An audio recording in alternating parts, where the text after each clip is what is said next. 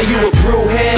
I'm a brewhead. Are you a brewhead? I'm a brewhead. Y'all are brewheads? Yeah, we brewheads. So pour a glass of craft beer, we can do this. Yeah. What's good, y'all? This is C Certified Brewhead, and welcome to episode 5 of the Business of Beer here on BAOS. Ladies and gentlemen, this evening we're continuing on from the last episode. So last week we dropped episode 4 with Micah of Lilypad, where we talked about the life of a beer sales rep, and we touched on the 3-tier distribution system. And this week we're going to do a deep dive into that 3-tier distribution system, which is something that obviously, here in Canada, I don't know a ton about. I know kind of like a real high level, but I'm excited to get the lowdown on all the intricate details of exactly how it works and the pros and cons of the whole system. So if you've been watching or listening to the pod over the last, I want to say 2 years or so, you'll know this gentleman. I think this is his 4th appearance on the show. It's a good friend of the show, such a champion, incredible, makes incredible beer out in Florida. So guys, please welcome and make sure I get this right. Put this here. We have Kevin Abbott. Oh shit, that's the wrong one. It's the wrong one, Kev. Here we go. We're gonna pray it. Here we go. Barrel Monk's in the building. It was me the whole time. I'm so happy to be back for this. Is this actually the 4th time I've been on? Yeah. Oh. Look, the audience couldn't stop. They won't stop. They won't stop. I think we did 2 Barrel of Monks, 1 odd breed, and now All right. This will be the 4th. And it's been awesome, man. I'm really happy. When did we connect? Was it 21 or 22? I was thinking about today. It seems like it was 21, but it could have been 22. Yeah, I don't know. It was. I think it was over some kind of service where they were. Podmatch. Yes, Podmatch. Yeah. So you were one of the few people that reached out that didn't want me to pay them an exorbitant amount of money. I don't want to tell everyone how the sausage is made here. Not that it isn't worthwhile to come on your show to pay an exorbitant amount of money. But a lot of people on that service were basically just trying to get people out there like, oh, if you just pay me $150 and you can come on my show. I said, I don't think you know what this is all about. I'm offering you content, and I'm an expert in the field, and I want to get our brewery's name out there. But you were one of the few decent human beings I met on that service. So amazing. Good for you and good for them. Good for us. Good for us. I've never had anyone pitch me money, thankfully, but they always have these often strange little like systems where they want you to do this thing for them on LinkedIn and do this, and it just seems sort of like disconnected. And I get people pitch me all the time. Hey, I'm an entrepreneur. I'm in the hospitality field or whatever, something completely irrelevant. I'm like, if you looked into it for 3 seconds, we talk to brewers and we talk to owners and blah, blah, blah. So yeah, it's a strange thing, but I'm very glad we connected, and we got to hang out last year in April.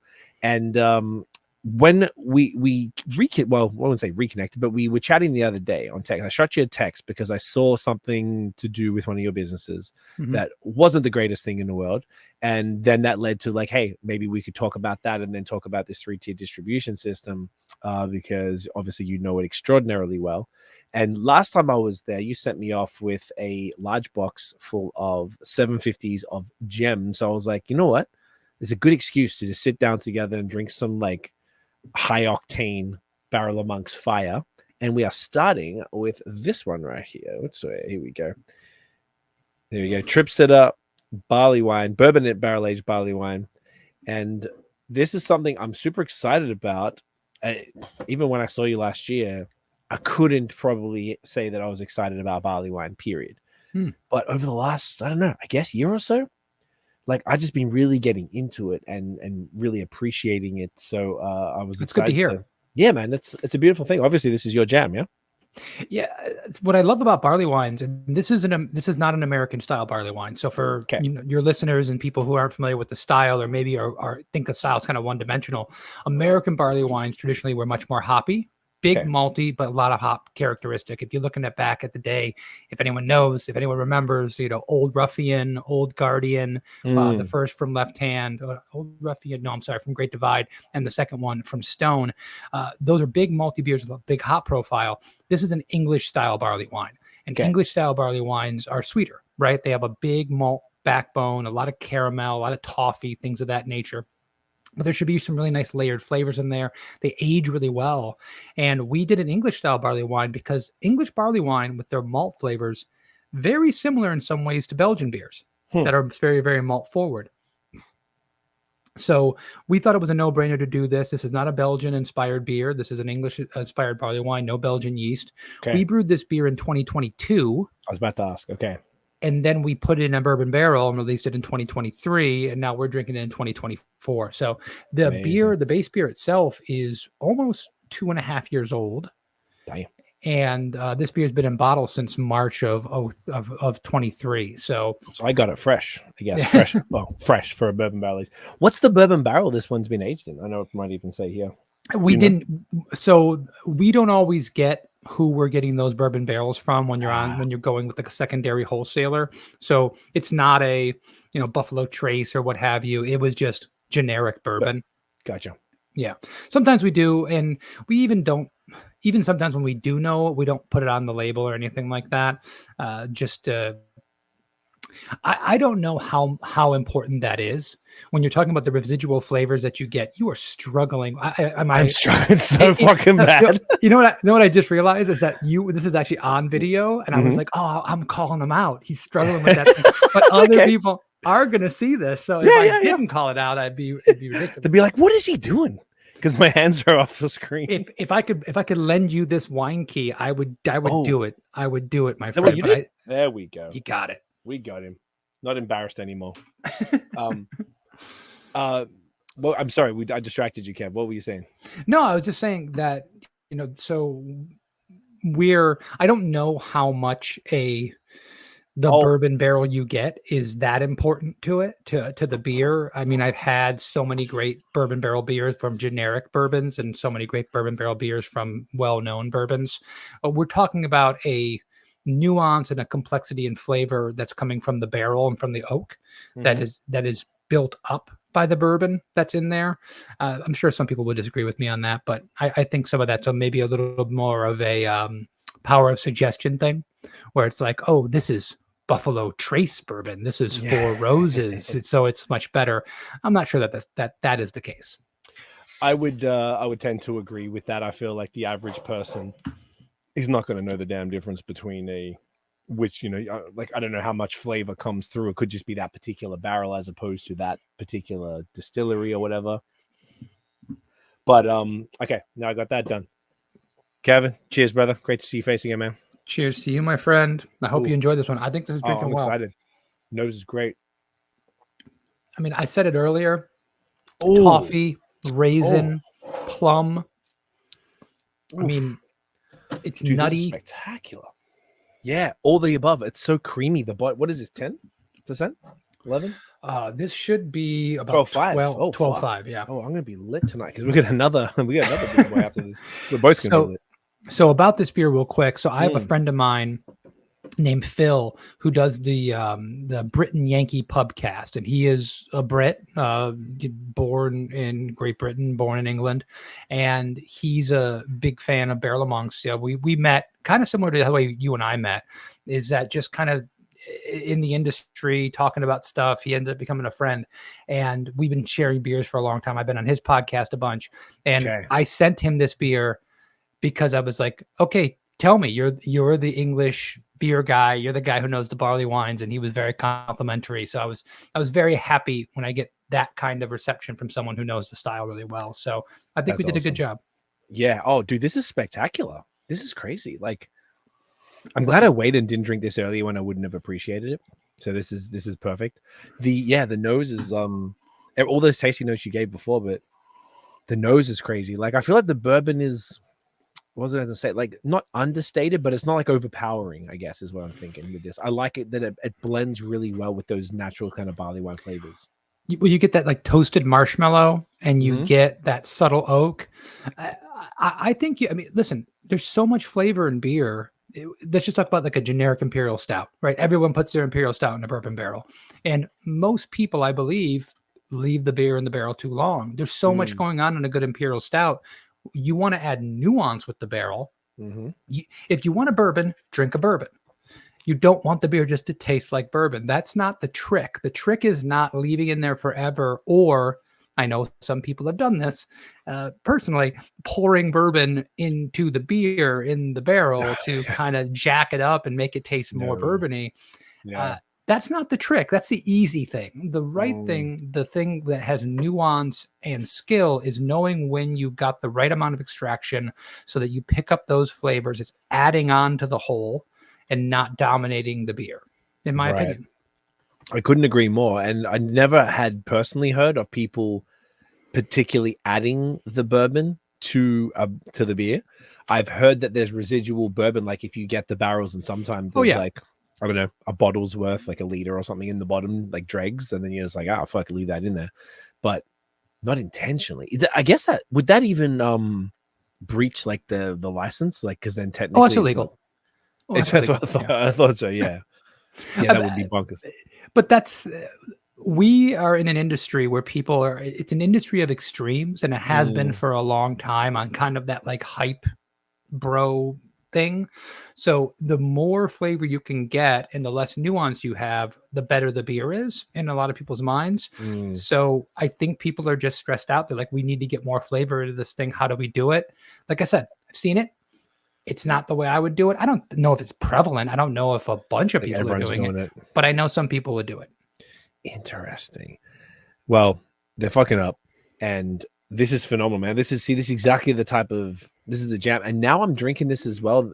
When you were mentioning that there's an English style barley wine, I'm wondering now if a lot of the ones that I've been drinking I'm still learning. I'm still like a little bit more of a noob on the whole style, but I'm wondering if a lot of them are more American, because I feel like this is a little more restrained in the sense of there's not like crazy hoppy bite or anything like that, and it's definitely soft and toffee and malty, and then the bourbon is just kind of like nice and subtle and like just sort of balanced in there. So if it was an American style, what would be the difference then, just to clarify?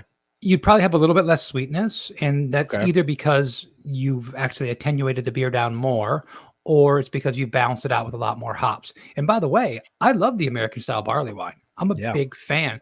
Those beers that I mentioned, and there's so many to talk about that are ones that may not even be brewed anymore, because I'm an old guy in the industry now. And I remember way back when I was young and kids get off my lawn and all that stuff. But I remember, when that American barley wine was really becoming like a thing. I love that style. I think it's really, really good. I think it's important to kind of tell people what they're getting and to let them know, what are you expecting from this beer? So in an English style barley wine, you're expecting more sweetness. From an American style barley wine, you're expecting more bitterness and more hop flavor. Great. Big malty beers with a lot of hop flavor, I'm for them.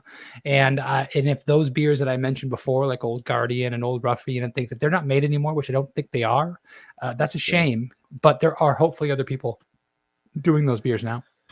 I wonder if there's people that, great divide. I see Beer Advocate might even say if it was like completely retired. Yep. And the the last person that rated it was last year, but I'm not sure when. I imagine that there's probably other breweries. You know how, like, I guess all the classics, like, I don't know, any Sierra Nevada stuff or whatever, like there's always someone doing an homage. Bigfoot, I'm sorry, I didn't mean to cut you off. No, a Bigfoot barley wine is a barley wine that is hoppy. It's an American style barley wine. It's freaking fantastic. It's always been fantastic. I think it's still in seasonal production. At least I remember drinking it sometime in the recent past. But there's another one. Big, malty, hoppy, beautiful. Yeah. Is there many year-round barley wines, would you say? Or are they typical? Like, I kind of feel like they're all seasonals, Like no one's just doing them. I would imagine. I mean, I think that we've gotten to a point with so many breweries that everyone's trying to be big, and everyone's trying to find those cores that they can put into every bar and restaurant. They can package them and put them in a grocery store. So I think we might have had more year-round, but even then, those beers that I'm mentioning might not have been year-rounds. They just might have been seasonals that you could find year-round because they were on store shelves year-round. So damn long, right? Yeah. So we have that. I mean, another great American. So old ales and barley wines, depending on who you're talking to, can also be kind of almost the same thing. Gotcha. There's probably a BJCP difference, but I'm not an expert in BJCP guidelines, but they're very similar. Old stock from North Coast is like balls to the wall, absolutely phenomenal. They did a bourbon barrel version or a barrel aged version of that was amazing. Once again, a beer that I haven't seen in a long time. Not sure if it's out there, but there's so many great examples of this style. I was happy to do one because I felt like I hadn't seen one in a while. You're 100% on that. I mean, like to just go out in the wild and find these things, it's very rare. I feel like, unless, like you're saying, you've got some. No, I wouldn't call them. I was about to say shelfie, which is the wrong word, but beers that are sitting that didn't move, like the store bought too many or whatever. Of those ones. I did look it up while you were talking there. The BJCP says the distinction between an old ale and a barley wine is somewhat arbitrary, above 7%, and generally means having more significant aged quality, particularly from wood. Barley wines tend to develop more of a mature quality, while old ales can show more of the barrel quality, so lactic, Brett, and vinous, etc. Okay. So I'm not that far off. Yeah, no, you. This is money, man. I'm really glad that we got to do this one, and like, I like the larger format too. I know these ones are fun to you can just crush these in an evening. I know we're going to do 2 tonight. Hopefully we'll get through them and we'll survive. We'll put a little bottle stopper. It's not that serious. So now, what we just were talking off air. So obviously we're going to be talking tonight about the 3-tier system, because that was something that we really haven't covered before, and I personally have a ton of questions about because I'm not super well versed on it. But I think it would be great to catch up. Just what's been happening in Florida.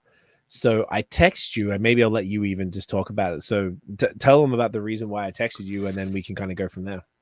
So one of my job is I run Barrel Amongst Brewing. We've been open for about 9 years out of Boca Raton, Florida. We specialize in Belgian style beers. But several years ago, we bought into another brewery called Odd Breed Wild Ales out of Pompano Beach, Florida. And we had been in some ways around Odd Breed for many years. They produced wort at our facility because they're a wild ale brewery. So they didn't actually have a brew house. Matt Manthe, who was the owner, one of the owners at the time, and the brewmaster, genius, one of the best brewers I've ever met in my life, one of the most knowledgeable people I've ever known about the beer industry. He would produce beer at our place, wort, and then he would bring it to his place in these giant metal vats, and he would age it because everything was fermented in oak. And so we had a relationship early on. Well, honestly, I can't remember how many years ago it was, but it was pre-COVID. It was probably 5 years ago, maybe a little bit less, about 5 years ago, I would say. We bought a share of Odd Breed. We bought out his partner, and we were now owners of Odd Breed Wild Ale. And teeny tiny brewery. Barrel Amongst makes about 2,200 barrels a year, which is still small. Right. Odd Breed makes about 200 barrels a year. Damn. Okay. Teeny tiny. Nano to the max. We're talking for sour ales, no quickie sours, no smoothie sours. We're talking about everything is wild fermented. Beers take a year to mature. Many of the beers take 3 years to mature. And they're great. Odd Breed, I don't even remember how many medals, gold, silver, bronze, he's won at GABF and the World Beer Cup. But every single time he puts a beer in, they win something. And internationally known to be some of the best sours, not in the U.S., not in Florida, not in the U.S., in the world. And we're closing the brewery at the end of this month, essentially, because the concept doesn't work in Florida. People don't appreciate these beers here. We went into a spot in Pompano Beach that they were trying to grow a downtown area. And we're talking about like the CRA was going to grow this area from a really, really bad area. A lot of crime, a lot of drugs, a lot of things like that. They're going to grow this area. And it just never happened. All the developments are paused. All the businesses that were supposed to be in this downtown area are vacant for the most part still. And we've only had a ownership in there for 4 or 5 years, whatever it is. They've been there for like 8. And they were promised in year 2 that there was going to be significant growth in this area. And it just never happened. It never took off. And it's not the CRA's fault. It's not anyone's fault. It's like the business association of the area. Like it's basically like the government is trying to is trying to, and this is why I sound ignorant in this situation. I don't even know what those initials stand for, but I can give you the gist. It's basically the governmental organization is trying to grow this area with business, and they are allocating funds from the local government to give to local businesses to grow the area. Right. Okay. So for instance, like the CRA, like paid a portion of our rent for several years. Because they're like, well, we're going to help you out. We're going to grow business in the area. So Community Redevelopment Agency. There we go. Thank you for not making me look like an idiot. No, you're not an idiot at all. This is great because I'm learning. It's a dependent district established by city government for the purpose of carrying out redevelopment activities that include reducing or eliminating blight. That is so fucking British.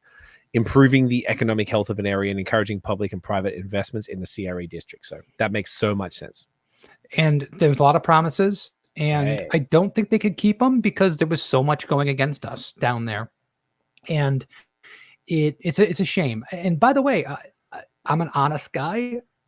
Had it taken off, had that neighborhood grown exactly like we thought, I'm still not sure it would have worked because wild ales are so specific. It takes a distinguished palate.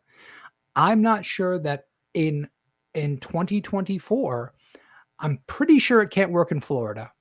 I'm almost positive it's going to have a hard time growing a new place like that anywhere in the country. There are still some people doing it, but if they're already established and they are doing other things and they have other sources of revenue and income, but it's a difficult thing to sell no matter how good it is. And that's one of the things I always go back to is every time I talk with somebody in the industry, they're like, oh, as long as we make good beer, it's going to be okay. No, that's not true. You can make the best beer. And this is a beer, and I just want to say this, I'm sure you have more questions or whatever, but no, of course, please. I am biased about Barrel of Monks in a lot of reasons because I actually made the beer. I wrote some of these recipes. I am bought into this brand, and sometimes maybe I'm overestimating how good our beers are. I can admit that. With Odd Breed, I might have had a partnership. I might have owned some of the brewery. I never made a drop of that beer. I had zero influence on a single thing that was ever made, and I can tell you unequivocally that it's some of the best beer made in this country. And it did not matter. That's devastating. If it's any consolation, I can think of at least 2 breweries out here that have closed that do basically very similar things to Odd Breed. It seems to me from the people that I've talked to and from just watching what's going on that the essentially barrel-aged sour and sort of farmhouse, like that world, bro, it's next to impossible to keep a brewery going if that is your core offering or only offering. Actually, thank you. Okay, you are responsible for this. You know, this whole season is basically stemmed from you because you said, hey, you text me out of the blue and you said, bro, no pressure, but you should talk to my friend Kelly Meyer from Damn Brewery. That started everything. That was a great show, by the way. Thank you. I recommended that show to everybody. It was so good.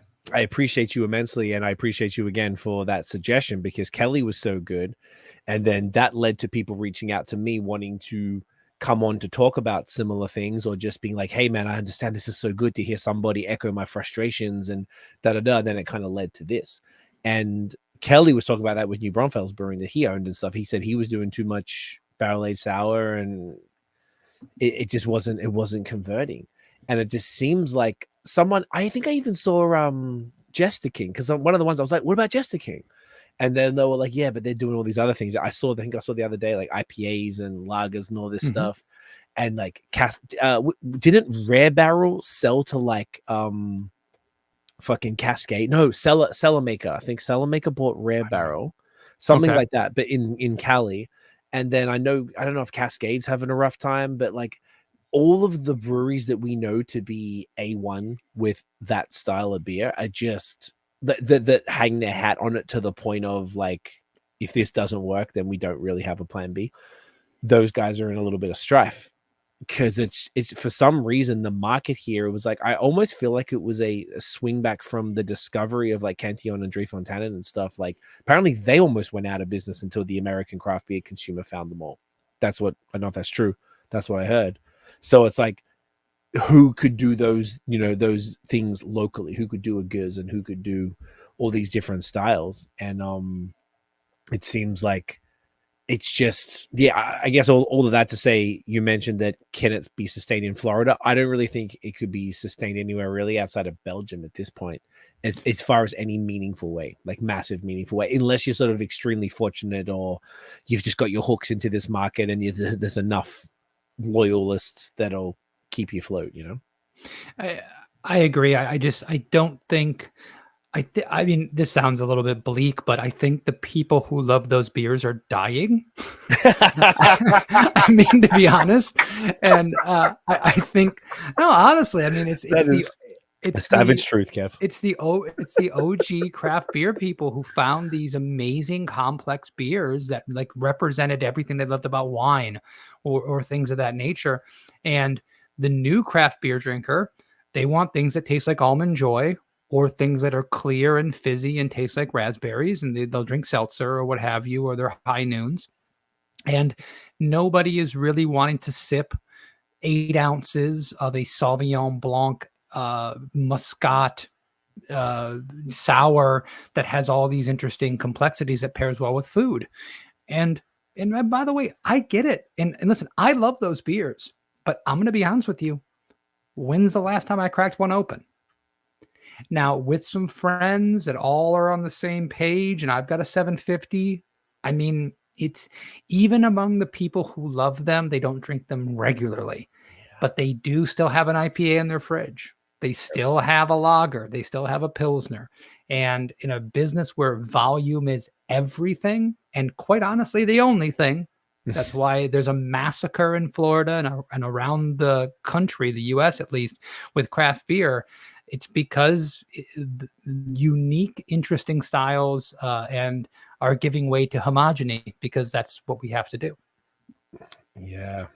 And you're so right. It's like, as you were saying, I was like, okay, well, the like, how often do people drink wine? I guess they drink wine a lot, but for some reason, it's almost like these type of like farmhouse barrel-aged sour beers are kind of almost like put in that celebratory, maybe champagne category, where they're special occasion beers. And they're like, oh, you put them in the cellar, you put them in the cupboard and just like, keep them there for when you've got friends over and you want to break out the good stuff. Like, that's not really how it should be. They should be just like Tuesday night beer. And it's not really that much of a big deal. And why not pair it with your mac and cheese or whatever the fuck you're having, It's not that serious. It's I wonder if sometimes it's like a positioning thing. Like you said, the same people who drink those beers always have an IPA or a lager in their fridge. But, will they always bust out a Guz or a Creek or some sort of whatever farmhouse thing? And it's interesting. I got that like on the positive tip, I got an opposite example here. I don't know if that's even helpful, but there's a brewery called Barrel Hard here with Aussie bloke in Dundas, which is a town just next to Hamilton. And they're like, he's killing it. He opened a tap room in this main street in this beautiful sort of town that we often go to because it's like they got a bunch of stuff we need out there, and it's great. And he only does barrel-aged farmhouse stuff. That's all he does. Even his lagers are funky, and he's killing it. It's busy as fuck all the time. And I'm not even sure why, but maybe it's his branding. Maybe it's just because it's a great looking tap room. The beer is exceptional. And I just wonder if it's sort of like, and the tap room is separate to where he makes the facility and the tap room is separate. But I was a little worried for him, but I've never seen this. He's worked at multiple breweries before and I've known him for a bit, but I've never seen him so happy. I feel like he's doing it on his own terms. The beer is ready, full like Matt, like the beer is ready when it's ready. You're not forcing anything out because there's somebody tapping you on the shoulder, but come on, man, we need these SKUs going. And so to me, that was the most encouraging thing. So whilst I'm hearing Odd Breed, I'm like, fuck. And then hearing that there's a few others around here, I'm seeing him win. I'm like, all right, well, maybe there is hope. And I haven't like, I don't know if I've really pinpointed like what the secret sauce is yet. I don't think there is one. I think it's so important to understand that people in the know, and I consider myself to be one of those people, and just because I've been in the industry for a while and I've done a lot of different things, but just because you have some experience in this doesn't mean you're right, doesn't mean you know everything. And if someone sat down with me and said, I'm going to open a brewery, the first thing I would say is stop, don't, please do something else. Right. But if they sat down and said, I'm going to do X, Y, and Z, I might say that's a terrible idea. Don't do that. That's not what you want to do. It doesn't mean they're not going to be wildly successful. They may lap me as a person in this industry in 6 months, right? The time, the place, the project, the ideology, the concept. I mean, everything about that. Branding. Could location. Work. Yeah. There's so many aspects. And you know what? And I know this goes against everything that is American, but the luck of just being in the right place at the right time. Everyone wants to think that if you just work hard enough and I just care enough, I'm going to be successful. It's just not true. I've seen so many restaurants fail. I've seen so many breweries fail of people who bled for their businesses, that worked themselves raw for it. And they were good. Their beer was good, and they couldn't be successful. And then I've seen people who are absolute jokers who know nothing about the industry, whatever industry they're in, and they just trip ass backwards into ponds full of money, right? And there are also, the opposite, right? The people that fall ass backwards on their ass and they are out of business, and people who work their ass off and are successful. It runs a gamut. You can't have a steadfast rule on that. So yes, can a wild ale brewery be successful? Of course they can. Given the right circumstance, given the right rent, given the right place, given the right branding, it absolutely can work. It's just if I'm doling out odds for the next wild ale brewery where it's going to open up, I'm going to say, I'm going to take the under on this one, and I'm probably going to get paid out on it. Unfortunately.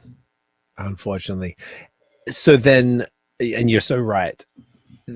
With regard to Odd Breed specifically, I don't know if you can speak to, I imagine that's from what I could tell, because I had Matt on Facebook and I've seen all his personal posts, and people seem legit devastated, but I guess it's always the way. Kind of, are those people in there every week buying the beer to keep them afloat, or are they just, they come in twice a year and expect us $30 to keep them going? Well, that's the thing, is that how much responsibility does a person have to keep a business open? I went through every single one of those posts and I read everything.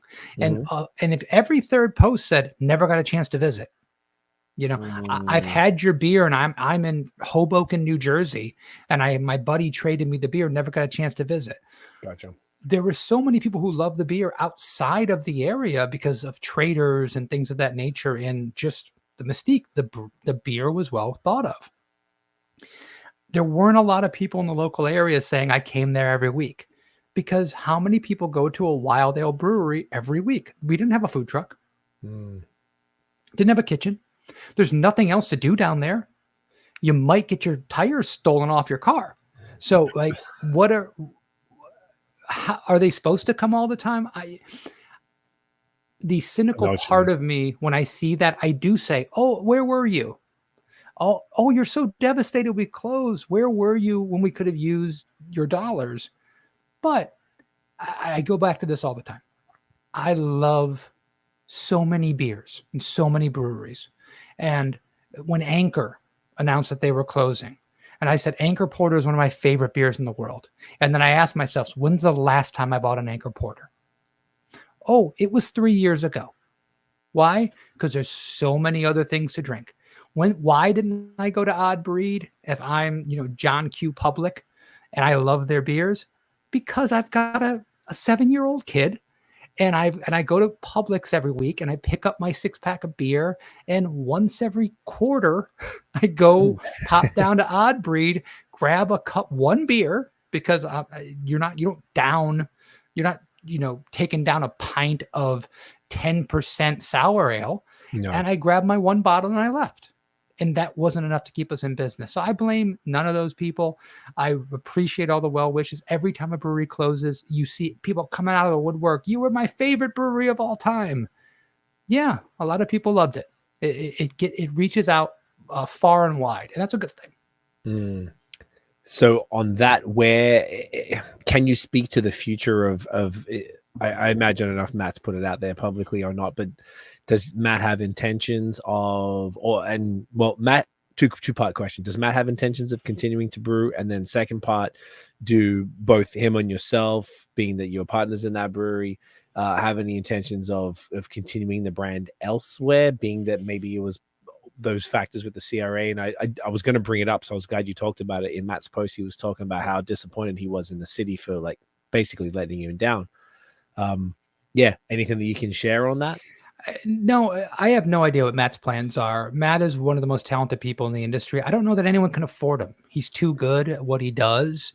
And in Florida, I can talk about this in a second, but it's a massacre down here. Breweries are closing left and right, popular breweries, big breweries, small breweries, whatever it is.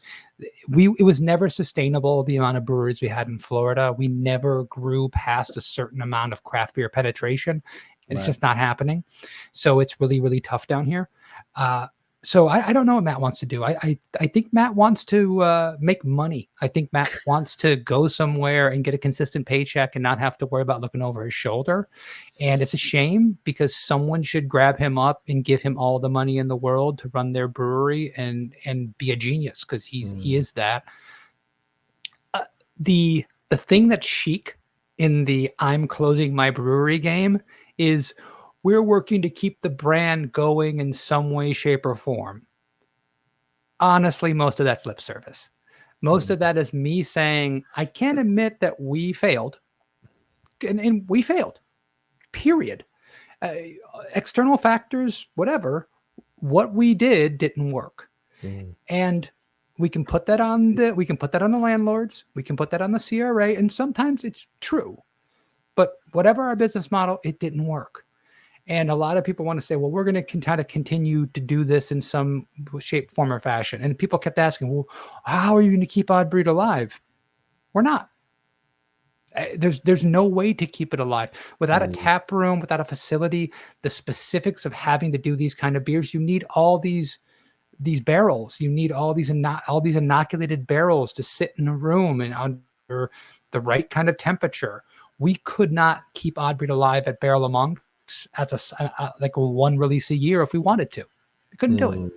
So yeah, I don't think it's going to stay alive in any way, shape, or form. It's a shame. It's going to go that way, but it's reality.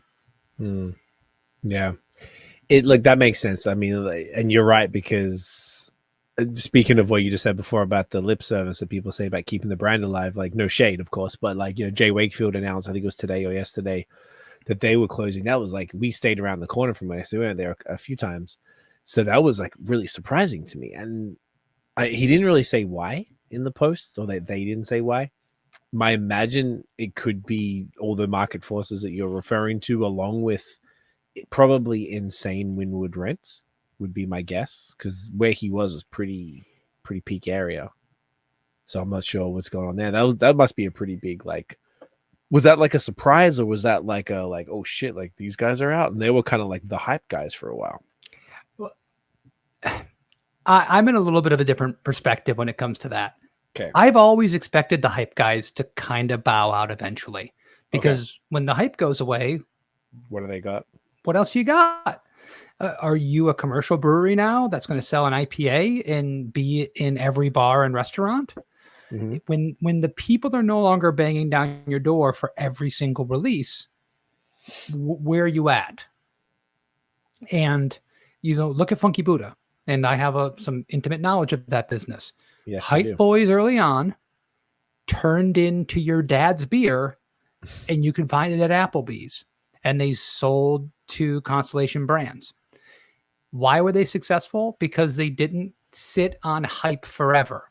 They took the hype and transitioned it into something that actually makes money and has some long-term play.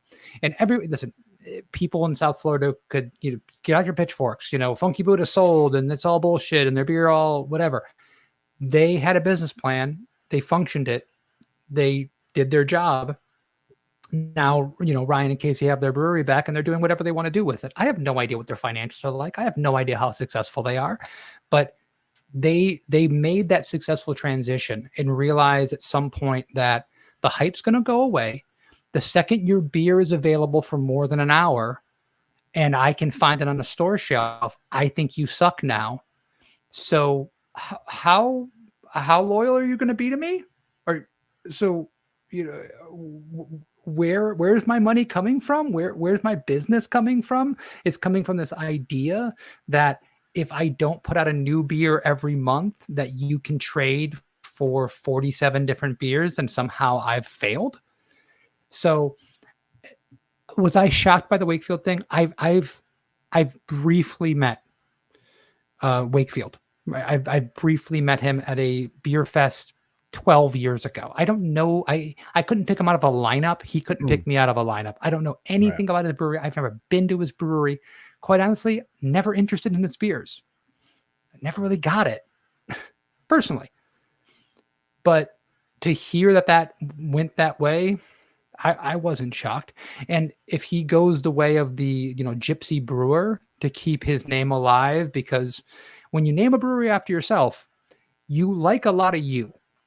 So I'm not surprised that he wants to keep that alive and do these collaborations. And plenty of people love his stuff. He may be successful in his own way of doing that. But when you start doing that, your IPA is out of the market. Your Hefeweizen is out of the market. You're basically now jumping around, doing a release here or there. And from my business sense, you're no longer really on the radar. Right. That's kind of the way I saw it too, as far as like it might, like they might do some, like you said, collabs, or they might do like a contract here and there, like on the gypsy style, as opposed, or I guess I don't know enough about him either. I went 2 times and 1 time to drop because a friend sent me beer to give to him. So I went 2 times as a patron, but I didn't see any, I didn't notice a core brand, flagship brand that they would be like, oh, we need to keep making this IPA or this lager, whatever it is, and keep feeding the licensees or whatever it is. So I wasn't, I didn't notice anything like that. So I don't know what they could be doing, but what else has happened as far as so obviously the Odd Breed was maybe a few weeks ago. Wakefield was today or yesterday. There's been a bunch of other similar-ish closures and stuff, or at least downturns. They're here and there all across the state. Some smaller breweries closed in central and northern Florida. Another brewery named Unbranded from South Florida, they closed, and they were relatively well financed. I mean, they had beer in a lot of places. They were around about the same, around the same amount of time that Barrel of Monks. I mean, they might have opened around the same time we did, 8, 9 years, 10 maybe. But they closed, and you hear the rumblings. I'm hearing rumblings about another brewery, another at one time very big brewery that's probably closing pretty soon. Okay. And it's just, it was unsustainable. The amount of craft beer that was flooding the market, and everyone thought they could get their stuff in Publix and they could weasel it in. And by the way, we do this too. And weaseling is not a bad thing. It's just kind of getting a little in, driving a wedge, getting into 5, 6, 7, 10, 20 locations, and trying to go off local recognition. And then you get guerrilla marketing. You get people going in and saying, can you put Barrel of Monks Wizard? That's my favorite beer. Put it in this set. And then all of a sudden the big chain says, oh, I'm going to put you in 250 locations, right? Gotcha. Everyone had that idea, and it just hasn't worked. Outside of your immediate local area, a lot of the breweries that I've thought were extremely successful, lo and behold, I'm talking to them, meet people, and they do about the same barrelage that we do. And they've been doing that for about 3 years, just like we have. And you go, oh, how are things with money? And you realize no one's actually making any money, right? It seems like they are. They're all these places. They must be raking it in. But just because they're there doesn't mean that they're profitable. Right. And about how long will people stay on course and keep funneling money into a business? About 5 to 10 years, apparently. Yeah. And then you see breweries closing down, saying, well, the trends aren't going in our direction. RTDs, the ready-to-drink cocktails, and the seltzers are cutting into all of our cooler space, and all of our avenues for selling beer are not what they once were. There's too much competition. There's no avenue for success, and I know that's what's going on in Florida and I'm hyper focused on local. I'm here, but I have a podcast called United We Drink. We talk with people sometimes from all over the brewing industry. One of our partners, Tim from United We Drink, he's up in Minnesota, and he's saying, yeah, it's happening everywhere. Like this is not unique. There was always too many breweries. There was always too many people doing this for everyone to be successful. And it's like a dog shaking off the fleas. Like we're going to be down to a few breweries, not a few. I mean, it's not decimation, but for those people on those Facebook message saying, oh my God, you were the greatest of all time. I can't believe you're gone. Over the next 24 months in Florida, there's going to be about 15 more of those messages because that's the way the industry's going. You're right. So then before we sort of pivot into the 3-tier, what do you think is the sort of like this it's probably a little bit of a broad question, but like not the secret to lasting, but like, do you think there's going to be any common traits that are going to keep a brewery alive? For example, being a neighborhood brewery where you like hyper local, you serve this fucking very immediate local neighborhood, or on the flip side is getting in every Publix and every Trader Joe's and Whole Foods in the country. Like, is there any sort of thing that you've had identified, at the very least in Florida, because I don't expect you to speak for beyond that, but is there anything you've identified that, like, I reckon if people do more of this, it could last a bit longer? Nothing I'm going to say is unique. And nothing I'm saying is revolutionary. It's the thought that I think every person I've talked to in this industry has. Okay. From here around the country. What you said about local is everything. If you can drive local business to your tap room, get people to come in and identify with your brand, respect you as a business, and grow that footprint by saying that we are a neighborhood bar. You can come in and get something fresh and local, and we see you. We work with charities in this neighborhood. We work with businesses in this neighborhood. We do cross promotion with these businesses. We do street fairs. We do whatever to bring visibility to who we are. Those businesses that use that revenue as a large part of their income and can sustain themselves on that, I think will be okay. If I was doing it all over again, I have an oversized 20-barrel brew house. If I was doing it right now, I'd have a 10-barrel brew house. I would allocate 30% of my brewery space to the tap room. I would have built out my upstairs space, which is all offices and a private event space that we don't use very often. It's pretty dope. And I would have a much bigger tap room, and I would be bringing in more people for that. Okay. Because even though there's a ceiling on it, right? There's only so many bar stools. There's only so many table seats. Even though there's a ceiling, my profitability is so much higher. And if I can bust that out and be busy on a Wednesday night or a Tuesday night, and in my business plan, I can make money off that. And then I can sell a little bit of beer out to the market. I think those breweries are going to be better. I think the people that are opening up those breweries now, that's their business plan, I think are going to do better. Now, are there exceptions to that? Absolutely. If you get into this business and you've got $5 million to open up your brewery and build it out, and you've got $25 million in operating capital, and you can advertise and maybe you can be the next Dogfish Head, right? It's not saying that can't happen. But I'm encouraging people who are talking to me about this is to focus on the local aspect of it. Don't worry about distribution.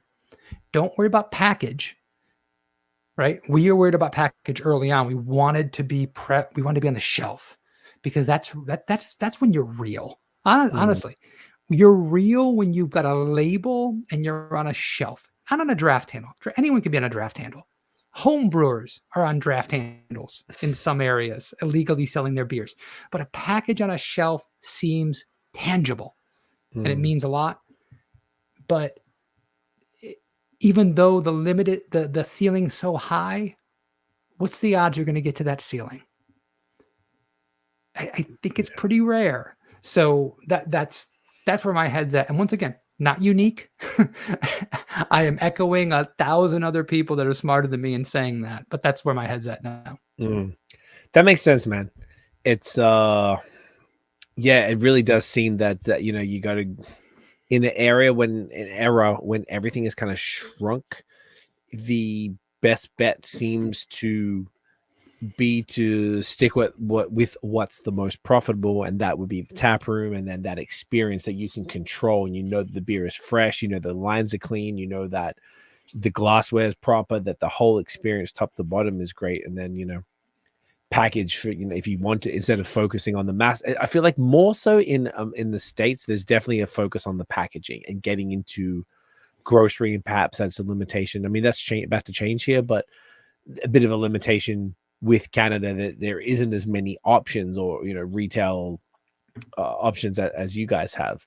So it's yeah, that makes complete sense. So then to pivot into what I know this was supposed to just be a quick intro, but this was so fascinating. We spent 50 odd minutes on this shit, but it was great. So thank you for that whole context, because I think that is it's going to resonate with a lot of people, just like the next part as well. So I appreciate that, bro.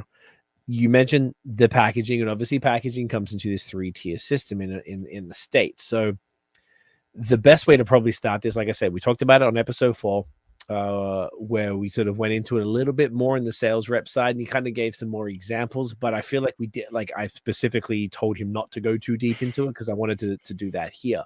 So let's start from like 101 for people, wherever you are in the world. If you're unfamiliar with the American 3-tier system, could you maybe give let's do like a high level rundown of what it is, and then we'll maybe do some breakdowns into each of the segments.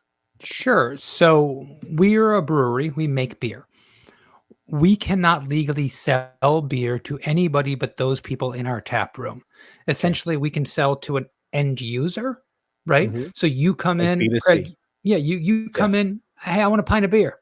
I'm happy to sell that to you. Hey, I want a keg of beer to put in my kegerator at home. I can sell you that. I can sell you a crowler. I can sell you a growler.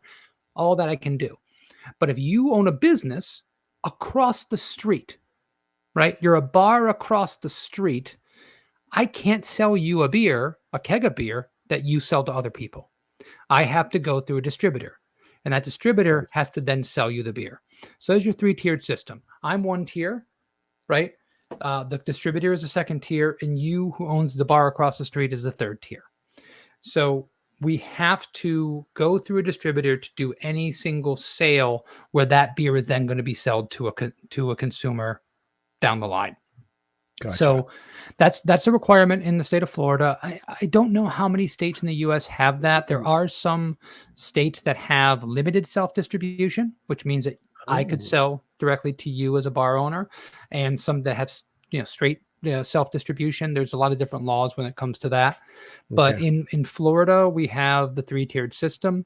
It essentially means that I have to sell to a distributor, and the real rub in that is, in different states, there's different laws of how attached I have to be to that distributor. In the state of Florida, when I sign a contract with a distributor, I sign a contract for life, the life of the business. Get fucked. You didn't know this? Dude, no, I told you I know nothing about this shit. The life of the business, you cannot ever move distributors. That's worse than marriage. Without their consent. So I'll give you this is a real world example. Please. When we opened up distribution in the state of Florida, we signed with Brown Distributing. Brown Distributing was a craft distributor, a heavy craft distributor. They actually won like Distributor of the Year at GABF or whatever it was, like Craft Distributor of the Year one year. And they brought in all the craft stuff, but they were a Budweiser distributor. So this gets really complicated. There are Budweiser houses and Miller houses, right? A state like Florida is chopped up into these little segments by counties that says, in this district, I can sell Budweiser to this amount of people. And in this district, I can sell Miller products to this amount of people. Those are the big houses. Those are the ones that have all the weight. Those are the ones that write the planograms for all the coolers in your grocery store. So those big houses traditionally have ignored craft beer. Brown Distributing owned a Budweiser distributorship in a small footprint, but they were distributing craft beer in the entire state of Florida. So in that one small footprint where they sold Budweiser, they didn't concentrate on craft beer that much because that was their bread and butter, was all the Budweiser products. But everywhere else, they were a craft distributor. They focused on craft. That's why we signed with them. I worked with them when I was at Funky Buddha. I worked with them when I was at Due South. We signed with them when I opened Barrel of Monks. Well, eventually, they sold off their craft footprint to different distributors throughout the state. And when they sell you off, they sell you off. So we got sold to 7 different distributors on the West Coast of Florida. And we really couldn't do anything about it. We just had to sign a contract saying, yes, now we're with this brand in these counties and this brand within these counties. And some of these people had no interest in selling our beer. They just wanted our rights. And maybe they could make some money off of us, but if they couldn't make money off of us, we couldn't do anything against them. We couldn't sell beer against their portfolio. So for instance, of those 7 distributors, I now have been able to get my rights back from 6 of them. This is 7 years ago. Fuck. Over that period of time, over doing no sales, because none of those distributors ever really sold our beer. They would refuse to pick our beer up. They wanted us to send the beer to them, which was never our agreement with our previous distributor. They would not focus on our brand at all because they have 25,000 brands in their portfolio and we're a small fish. And why do they care about us? But of all those people, over the years, we would send letters. We would like to be released from our contract, please, so we can sign with another craft beer distributor that might sell 1 keg a month for us, because you don't do that. And eventually, most of them said, you know what? We bought you for a market value of $5,000 8 years ago, 6 years ago, whatever it was. So fine. We haven't sold your beer now for 3 years. Here's your release. You can go sign with whoever you want. There's one distributor still in Sarasota that will not release us. They are asking us for money. They want us to pay them thousands of dollars so that they can release us from our contract, because they say we bought you for this money and we need a return on our investment. They have not picked up a beer from us or sold a beer from us in 3 years. Jesus. But they won't release us. Okay. And if they do release us, we would sign with a craft distributor in that area, and I might sell 20 kegs a year in that footprint, maybe. Right. Because we don't have a sales rep there. It would just be that distributor sales rep pushing the beer, maybe seeing in a portfolio and going, oh, yeah, I like that Wizard White Ale. I've heard of it, and they'll pick it up. So we're not encroaching on their territory. We're never going to take their lines away. But because they own our rights, they can actually own them forever.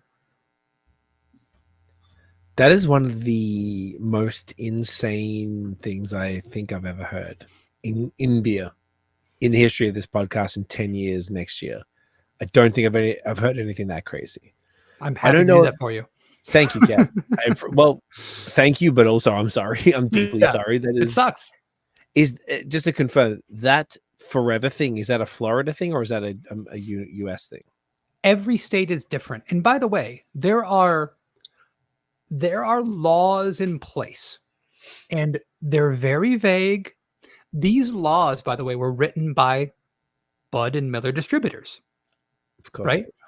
Because they wanted to be able to control the beer in the state. They wanted to be able to make sure that if anyone was getting money off of them or anyone was getting money in the market, it was their money.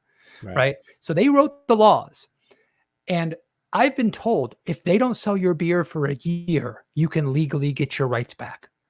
Okay, but who's going to sign me when I still have a quote unquote valid contract with another giant distributor that has tons and tons of money? Am I going to hire lawyers to go after this? How much is it going to cost me to fight them? Okay, they want, let's just say for the sake of argument, $4,000 to release me. Are lawyers going to cost $5,000? You're in a position where you can't win. Now, other states, I've signed with distributors in other states, and they have given me contracts that say, I'll let you out whenever we stop selling your beer. Right? Okay. This is not everywhere. And by the way, a distributor in Florida can say, I don't own your rights forever. You can get out anytime you want. There is a understanding. Yeah.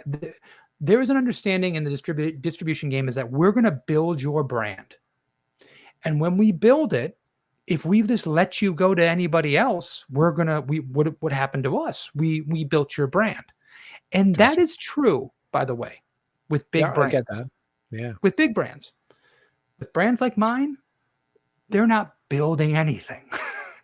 They're just taking orders, and maybe 10% of your sales reps like us and care about us. And then when those employees go to different companies and leave, we got to lure more people into like us and push our beer. But that's the whole philosophy behind the 3-tiered system and the way the distributors look at it. And it sounds pretty fucked up when you're just kind of saying it on a podcast and explaining it to someone who's never heard it before. It sounds like madness. Madness, Kevin. Like, I'm going to tell people about this. I'm going to have conversations, be like, yo, check this out. Because this is fucking insane to me. Thank you for all of that. That's not the information I expected to get this evening. This is absolutely not where I thought this was going to go. That's horrible. That's absolutely horrible. So, okay. So looks like there's good and bad distributors. They can make the decision as to whether they want to be fucking pricks or they want to be like chill about stuff. Okay. So if you as Barrel of Monks make a relationship with Jeff across the street who owns a bar and who would love to pour Wizard White Ale, which we have had on the first pod, there is literally nothing you can do in any legal sense because you know that this guy already likes your stuff. You're like, sorry, Jeff, you got to talk to this guy to buy the beer because I could sell it to you for wholesale, but I can't do that because I got to sell it to the distributor, which from what I understand is like also a wholesaler. So you sell it to the wholesaler sells it to the retailer. Like there's nothing you can do to work directly with the bar and or store to sell packaged products. Not unless you're in a state that has limited self-distribution or self-distribution. In those cases, there are some breweries in some states that they make such a small amount of beer that they don't have to go through a 3-tiered system. And there are other states, I believe, that don't even have a 3-tiered system. You can decide how you want to distribute your beer. So I actually want to say something nice about the distributors here. Please. I'm one of the few people who has a lot of nice things to say about distributors, especially at my size of brewery. But then I want to go back to talking a lot of shit and telling people why this is tough.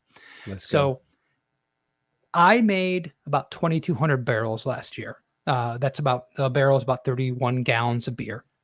If you're picturing it, for a barrel is 2 full-size kegs. Okay. So I made 4,400 full-size kegs of beer last year. It seems like a lot, but we're still a relatively small fish. It would be a nightmare for me to self-distribute. I'd have to have a fleet of trucks. I'd have to have 7 employees just to do it. I might be over-exaggerating. Maybe I can get by with 3. But it would be a nightmare. The amount of extra cost I would have to bring on and the amount of money that I would make in extra because the distributor makes more money off a keg of beer than I do. They make more money off a case of beer than I do.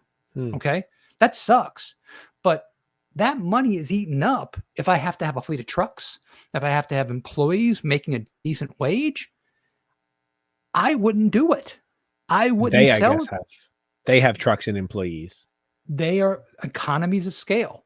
They already Also have the people going out, right? Right. So, and they're selling combining massive brands into one truck. Understood. So I don't want to sell to you across the street. I mean, I want to sell to you specifically, but I don't want to sell to anyone a half a mile away. That would be too much for me. Gotcha. So I respect what the distributor brings to the table. And also the distributor, think about this. You got the bar across the street. You're already dealing with 4 wine distributors, 2 beer distributors.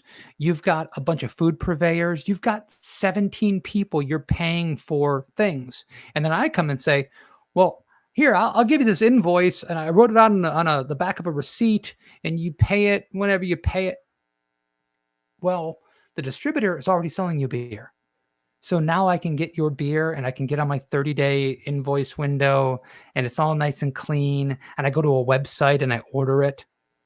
That's a good thing, right? For the retailer, right.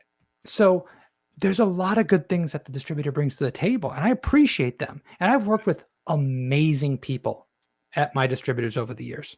I am actually one of the few people that I know that actually says a lot of nice things about them, because I know they bring a lot to the table. But the real harsh reality of it is that you across the street who likes my beer cannot order beer from me. And if my sales rep, or if I don't even have a sales rep, which a lot of small breweries don't, has to rely on the person from the distributor to give a fuck. And if they go in and say, hey, I see you got Barrel of Monks on draft. That's great. No, I know you want to support them, but I've got an incentive on this other beer this month of the same style. Pick this up for me. Hook me up. Right? So they'll proactively kick you off because there's more incentive for the sales rep. So I'm not saying that happens often, but the sales reps for the distributor effectively function as our sales reps, and they are the sales reps for 50 brands. And they have incentives every month. They have things that they're trying to accomplish that have nothing to do with you. And sometimes the sales reps don't even know you're in their portfolio. I have been told and this is across the board, I've been told by accounts, I asked for your beer to the distributor sales rep, and they said they didn't carry it. That's so crazy. Now it's small potatoes. If whatever that happens isn't going to make a big deal on my bottom line, but it goes to show you how much focus you get when you are this big in a giant portfolio. So you're struggling uphill constantly to get attention.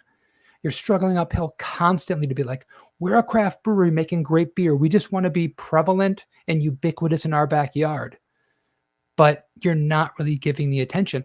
I'm going to give you another one. And this hurts my heart. This is what I'm dealing with right now. I have placements corporate wide in Publix right now. I don't have a lot. I've got about 70 to 80 placements in Publix. That's very cool. This is corporate mandated. This is supposed to be on the shelf. No one has to beg, borrow, or steal for it. Right. And I have empty shelves. Empty. I have people going down to Miami taking pictures of empty shelves with no beer in there. Because the sales rep that is representing that area might not even know Barrel of Monks is in their portfolio, because I'm not in every Publix, right? They have 15, 20 Publix that they cover. I'm only in one. So they're not thinking about me when they walk in. So when that beer's out of stock, they're not thinking about it. And I have to beg, borrow, and steal to get these people to say, can you put my beer on the shelf where it's supposed to be? Because if it's not there, my sales are going to be low and they're going to kick me out. The next time the reset happens, they're going to say they sold 4 cases in 3 months. Well, I couldn't have sold more because it was never in stock, because it never got ordered. Because the rep didn't tell them, hey, this is low, get some more. And there's a lot of complexities with that, by the way. There's beer that's stuck in the back in the back because they have the ordering system. But at the end of the day, I have found this consistently for 5 or 6 years. Less mind share in your distributor handicaps you considerably. And that's where we are as a 2,200 barrel brewery, that they're just never really going to care much about us because they're thinking about, oh, why do I care about 2 cases of beer for Barrel of Monks when I'm leaving the store and going for a 400 case drop of whatever? Right. Like a full truck. Okay. This is really cool context. Thank you so much for this. So just to hit you back with something that's a similar example in Quebec, just to make sure that I'm on point here. So you have family in Ontario, so you I'm probably mildly familiar with what's going on out here as far as, you got the LCBO system and da-da-da.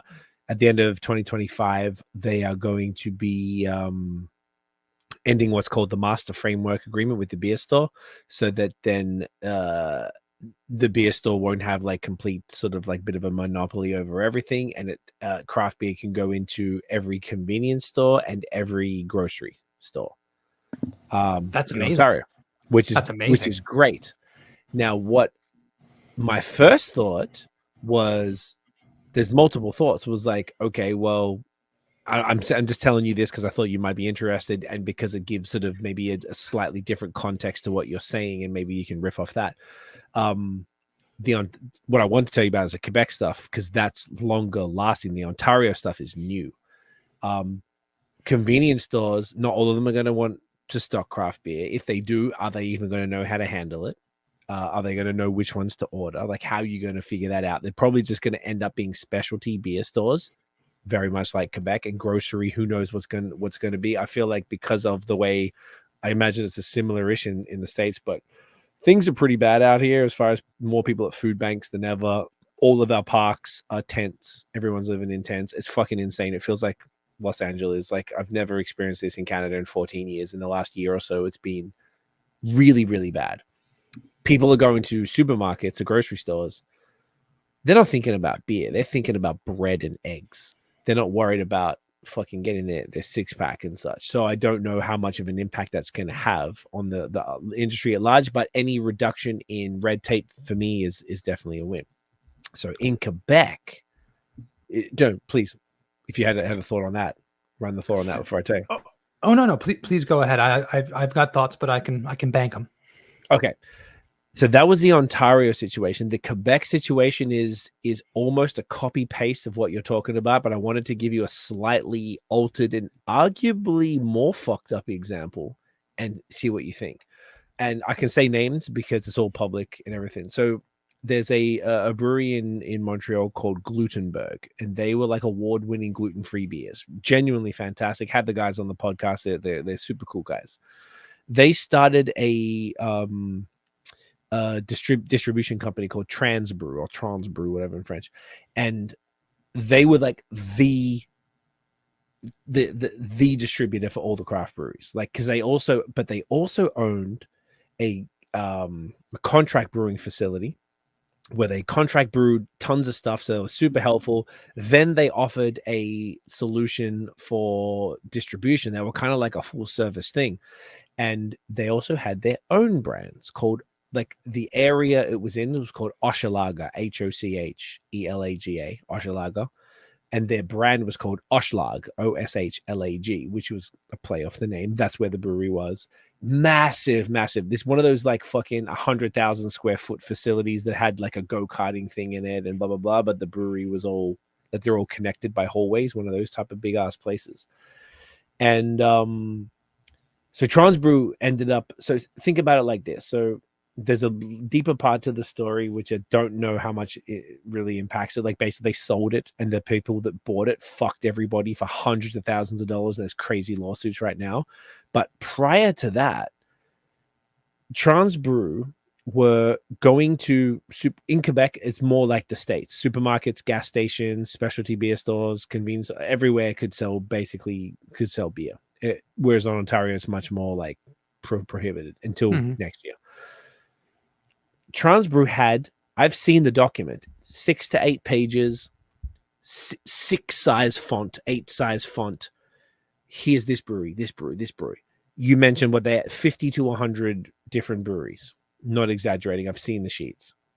Imagine if you're just some fucking guy who works for the brewery who doesn't know much about craft beer, and you go up to the beer buyer at an IGA supermarket who also doesn't know much about beer, and they're like, bro, like there is fucking 1,000 different SKUs here. I don't even know what to do. They're going to be like, well, get the Oshlag stuff, bro. Just get that.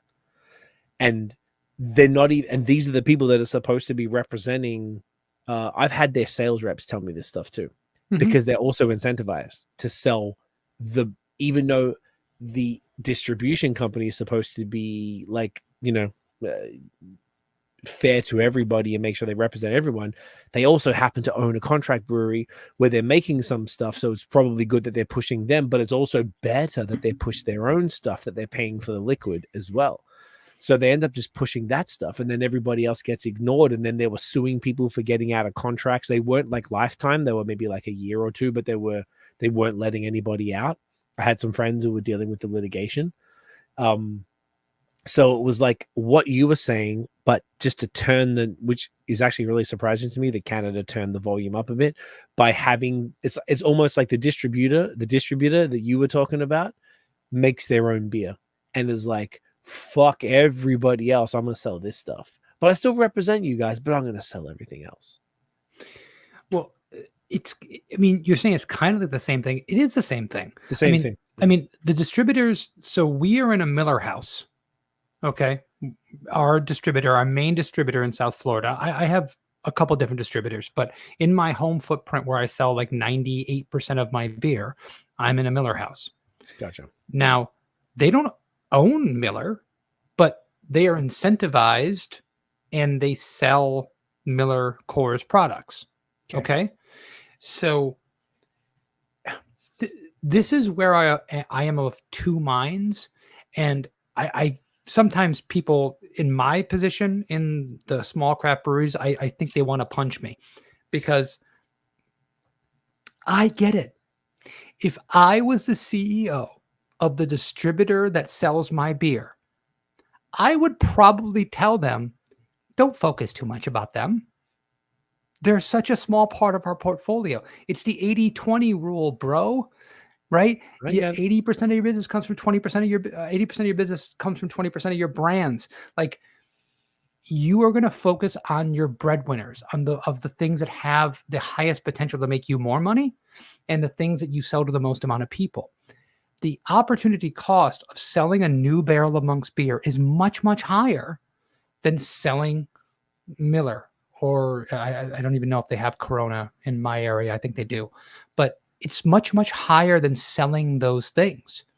So if I'm a sales rep and I just got hired to work for my distributor and they say, here's your portfolio, they're not going to look at that and go, man, I love Barrel of Monks. They're my favorite people. I love that guy, Kevin. His beer pairing videos are amazing. No, they're going to say, what's going to get me the most amount of money? What's the easiest to sell? Because I've got incentives. I've also got requirements. Like, if I don't sell enough, they're going to be on my ass. So when I walk into a place, I'm going to lead with whatever is easiest, path of least resistance, and I'm going to get the fuck out of there because I got 100 accounts to visit this week. I blame nobody in this system. Every single person is doing exactly what human beings do. It is just the fact that as a business owner who is living and dying off of the visibility and the attention we're getting, I've got to do jumping jacks and get up and down and scream and holler to get a little bit of attention. And I try to do it decently. I try to respect every person in that line because every person I deal with my distributor is amazing. I like them as people. They are decent. They are trying their fucking best to do right by me. I believe that. They just serve a lot of different masters. And there's no way to get out of that. That is where I am right now.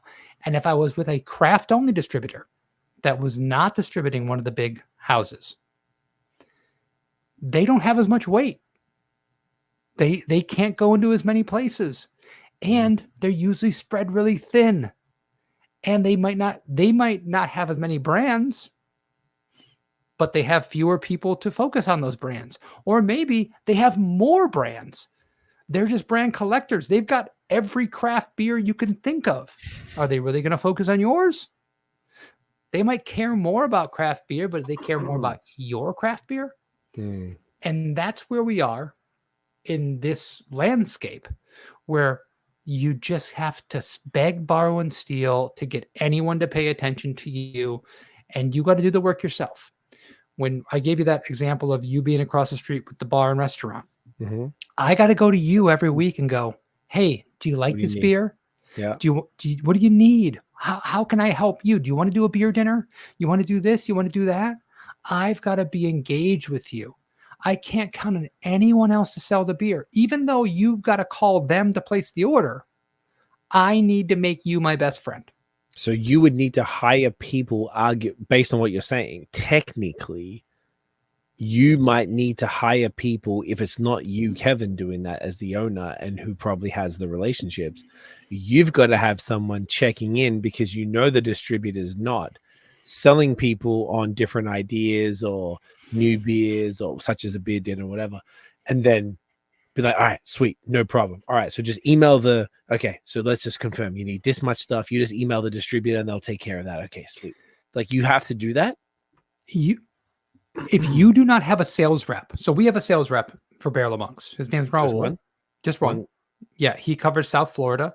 We've kind of abandoned most of like Northern and Central Florida. We used to have a sales rep that covered Northern and Central Florida and then South Florida. And I did not make enough money to justify the Central Florida position.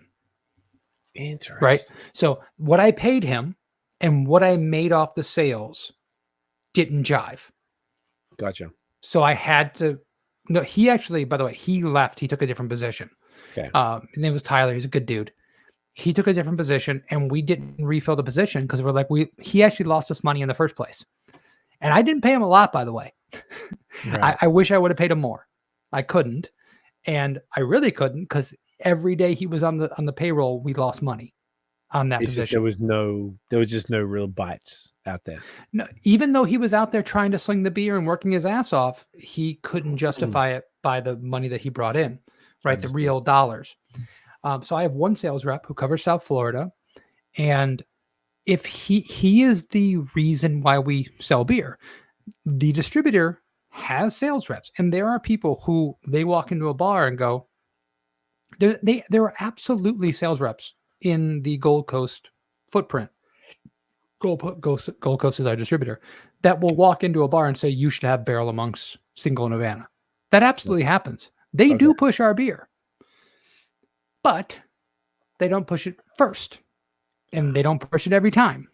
So our sales rep goes in and says, hey, I went to Jimmy Joe Bob's Bar and Grill down the street, and they really, really want Waypoint IPA.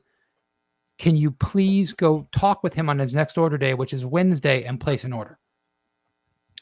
And then a week goes by, and Jimmy Joe Bob's restaurant does not place an order. Okay. And then our sales rep goes back to them and goes, hey, what happened with the Waypoint? I thought you were going to place an order. He said, oh, the sales rep didn't mention it. He actually said there was an incentive this week on Sierra Nevada Pale Ale, so I picked that up instead. Oh, okay. So next week, can you bring in the beer that we want? I know you really like this beer. Yeah, no problem. Hey, text message. Hey, can you really get this Waypoint keg sold? I would really appreciate it. Thank you so much. And then that next week goes by and the beer doesn't get placed. And then you get a text message from the sales rep saying, oh, they changed their mind. They wanted to go with something else. And then you go, you have no direct avenue to selling beer. So I have a sales rep who can't do sales. They can only do like goodwill relations and be a lead person for the distributor. And once again, that sounds really, really bad. Like I'm saying that none of these people are trying to work for us. I think they are. but I think that they are so focused on everything in their portfolio that we just get lost in the shuffle. Fuck. And we have to have personal relationships with everybody.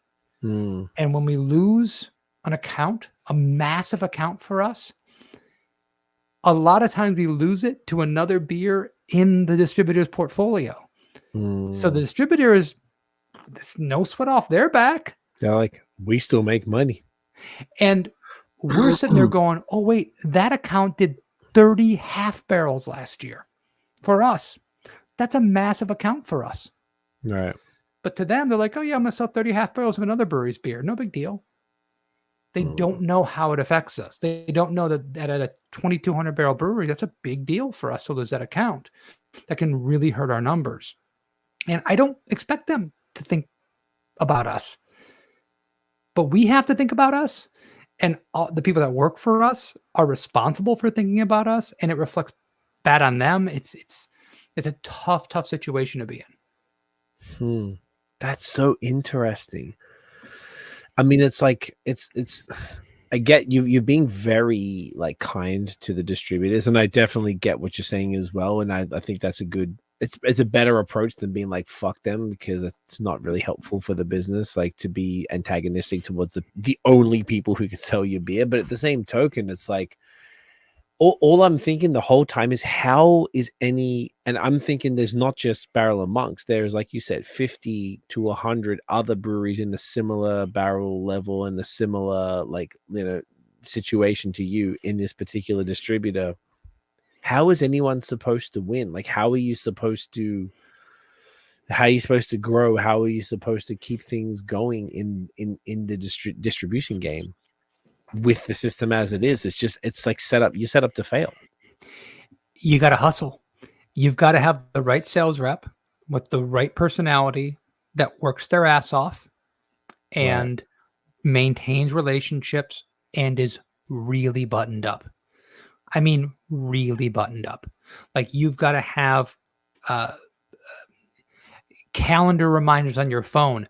Go talk to Steve at this bar minimum every 3 weeks so that you can maintain a relationship. So when someone, and by the way, what we're not talking about is there's another distributor and maybe several other distributors trying to poach your handle. 50 to 100 beers too. Yeah.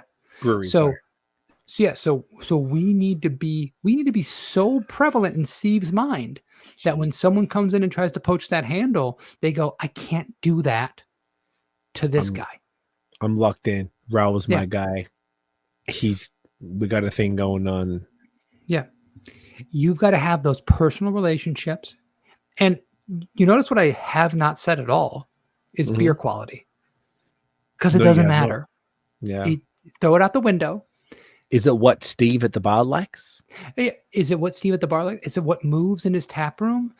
Does anything move in his tap room? And that's a good thing to remember. Like, okay, so I worked my ass off for this account, but they don't really sell beer. They're more of a cocktail bar. Gotcha. But they're a good place to be, but they don't really sell beer, right?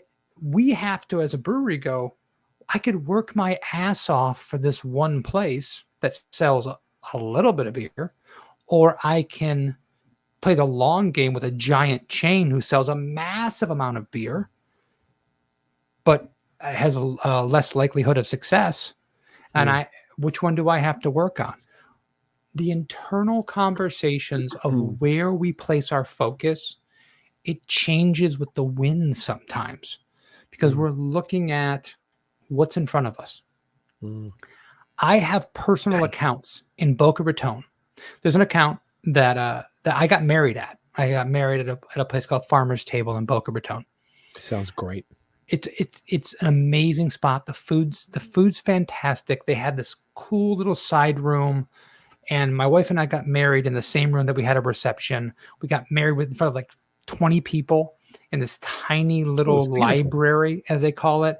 And then we invited everybody in afterwards for a giant party with like 80 people. And it was gorgeous. And the food was fantastic. I love this spot.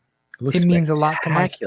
They got breakfast, lunch, dinner. They got brunch. Everything. You're checking I'm on the website. No, dude, this is awesome. They grow microgreens in the front yard. They're fantastic, right? I love this spot. They don't sell a lot of beer, but they're not selling my beer right now. I was actually checking that literally as you said. To my core. Wait, Kevin. Yeah. On their website, drafts, Barrel of Monks seasonal. Ask your servers for details. That's outdated. They haven't had that beer for over a year. Motherfuckers. These bitches. But this is an important part. I want that account because I care about that account.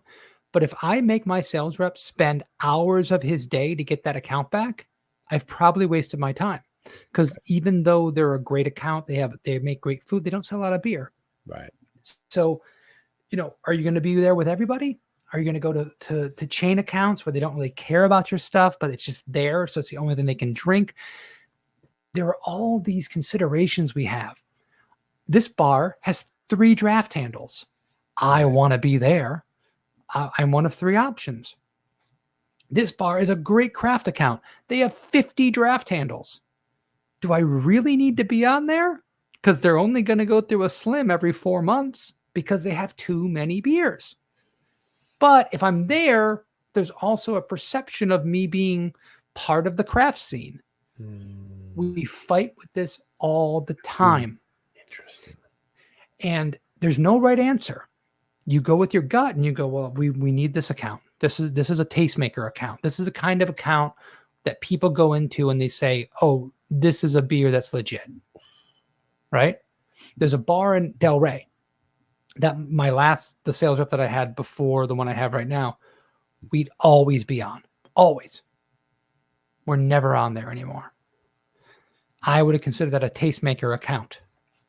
We're actually selling more beer in that town than we did before.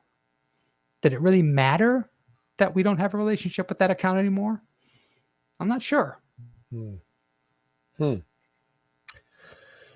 One thing we've been talking a lot about, like the tap lines and stuff. What about the packaged, like the stores, specialty beer stores, convenience stores? Maybe supermarkets is a bit of a different, like I would say big box / supermarkets, which is a different conversation. So if I talk about the smaller stores, what's the vibe with that? Is it essentially everything you've just said for the last like 30 to 40 minutes but packaged products, or does it work a bit different? It's kind of similar. I mean, we had a really nice beer culture here about 10 years ago where we had a few pockets. Every other town in South Florida had like a really cool craft beer spot that was craft to the core, and you could go there to get specialty stuff. Gotcha. That's like a packaged beer store. Like, do we buy cans of bottles? Okay, gotcha. There was a place called Case and Keg, and there was like a convenience store up in Lake Worth that had like amazing beers, like mind-blowing beers. A lot of that's gone away. Okay. Most of that has gone the way of the Dodo, and we have your Total Wine and More, which is a great store, and they do carry a lot. They have a lot of beers on the shelf that are expired and terrible because they've been in the shelves forever because they have so much of a selection. So we really have gone away in a lot of ways from like the specialty beer store being really important to a brewery. Now, to smaller breweries than us, I'm sure they're still very important because they might still be selling 15 cases of this super special beer out of this store. I don't. I'm more focused on your Total Wines and More, your Fresh Market, your Whole Foods, your obviously Publix, which is the big dog down here. And there's a lot. You have to have relationships just like with the draft accounts. You have to be able to go in there and talk about your beer and get a manager to get behind you and care about what you do. And then when it comes to the chain accounts, you have to go to the chains.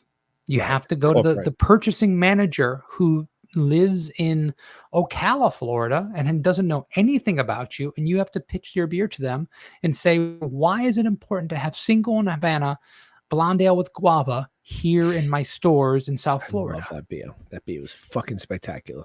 And I have to pitch it. Listen, there's a large Cuban population. Guava, it's dry, it's drinkable. I have to give all these little buzzwords and give that beer a chance to get on the shelves. And when it gets on the shelves, does it do well or does it not do well? And if it doesn't do well because it wasn't positioned right or it wasn't merchandised properly, it might get kicked out. In an ideal situation, if I was running a brewery just to be successful, forget the budget, right? I would have 3 sales reps in South Florida alone, and I'd have several merchandisers just for my brands. And they would be going to every single spot. We're in 300 to 400 locations at any one time. Draft, package, everything. Let's just, for the sake of argument, split it in half. 200 locations for package and 200 locations for draft. They'd be going to all these stores and just pulling packages in front of other packages, turning bottles so they looked right, making sure the beer's on the shelf. The distributors are supposed to be doing that, and to a large part they do. But every time they don't, the beer's not on the shelf. It's not pulled forward. It's not stocked. It's not pulled from the back stock and put in the cooler. You need to be there. Every time your beer is not on the shelf, you lose the opportunity for a sale. And I'll tell you, if I did that, I would lose money and I would be out of business almost immediately because you can't pay all those people. The margins aren't strong enough. And the upside to doing that doesn't work. But for me to really be successful, I need mind share and I need people to be pulling packages and being in front of people constantly. Maybe if you did that for 3, 4, 5 years and you had an unlimited budget, you would have gotten such mind share that you could cut back on all that. And the reverberations, the residuals of all that would just go to the future. And you would have that kind of reputation in that area to be successful. That's in my dreams, by the way. That's what I want to do. I can't, but that's what I want to do. It makes sense. As you were sort of talking about that, I was like, well, when I was in Miami for a month, I don't know if I found a single like bottle shop that was fire, except, and this is when it hit me, was one that closed down recently called Union Beer Store in Havana. Yep. And I went there and I had a great time, and they were the only place. It was funny because we came from up here and they had like other half and stuff for exorbitant amounts, but there wasn't really any places that I found. I feel like maybe I didn't research enough, but yeah, it was even like the main place that I thought of when you were describing sort of the stores. And I was like, oh, the one place that I really went to ended up closing down, which was also another one that was only a couple months ago that multiple people told me to go to. That was like just like a great craft beer bar in the neighborhood there that also didn't make it through, which is kind of fucked up, man. There is a perception, and we're talking about the 3-tiered system and this, that, and the other. But listen, let's also talk about the craft beer bar. The actual end game for most consumers is buying it from a bar or buying it from a retailer, right? The 3rd tier. We would be the 4th, I guess. Our options are limited, and they get more and more limited because as much as like a brewery like Odd Breed, which catered to a very small segment of people who loved it, those craft beer stores catered to a very small amount of people who loved it, and they couldn't stay alive because the margins weren't strong enough. And the people who are committed and really care that much about the beer are fickle, and they'll go somewhere else and they'll find different places. We have built craft beer. And this I'm probably stealing from Tim and Mike from my podcast. We've built craft beer to be the affordable luxury. The affordable luxury. We are the brand, like you can get the greatest beer in the history of mankind for $30 a bottle or $40 a bottle, whatever you think that is. Yeah. You can't get the greatest wine for $30 or $40 a bottle. You got to spend $3,000 a bottle. Well, not a lot of profit in us to make that greatest beer of all time. Yeah. And there's not a lot of profit for the next person and the next tier and the next tier up. So when we pass on those things and we decide we're going to go on to the new thing, or we just decide, hey, we're not into that anymore. We're into cigars because we're the kind of person that just keeps jumping from one thing to another that we're going to be interested in. we really screw that segment over more because the margins were never big enough for us to really live off of. And that's especially true. You know, we're drinking Trip Sitter barley wine. I think I sold this thing for $30 a bottle in the tap room. Damn. I think it's really good. I think it's a great Worth beer. every penny. It's spectacular. And how many great wines do you get for $30 a bottle in the 750? There's some good ones out there. I'm not going to lie. Some good ones, yeah. But I'd put this beer up next to $100 bottles of wine that I've had, right? And I didn't make that much money off of it. And then, by the way, what I was drinking earlier was Waypoint IPA. Of course. That is $11.99 a six pack. What's my margin on that? Yeah. I'm making almost nothing off of it. And that's what I'm making the most of. Right. So this idea that we have to compete with macro beer, we have to compete with every single beer in a distributor's portfolio, puts us at such a disadvantage that when you actually write a business plan and you look at it, you know, out 5, 10, 15 years, you go, oh, wait, where's the profit supposed to be?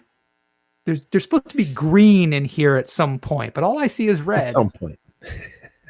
It kind of starts to make sense. Yeah, it's kind of crazy when you kind of put it like that, like when you're looking at the numbers compared to, say, another SKU like wine, or sorry, another like a segment like wine, and sort of how little beer makes for the quality of what you're getting. And I guess that's part of the challenge of all of this is the lack of understanding. Everyone knows if you're going to go and spend $100 on a bottle of wine, you know it's basically going to be fire. But people might not understand what $30 for a beer, like they just don't. That just seems ridiculous. But this is one of the best barley wines I've ever had. So, like, what do you like if you don't know?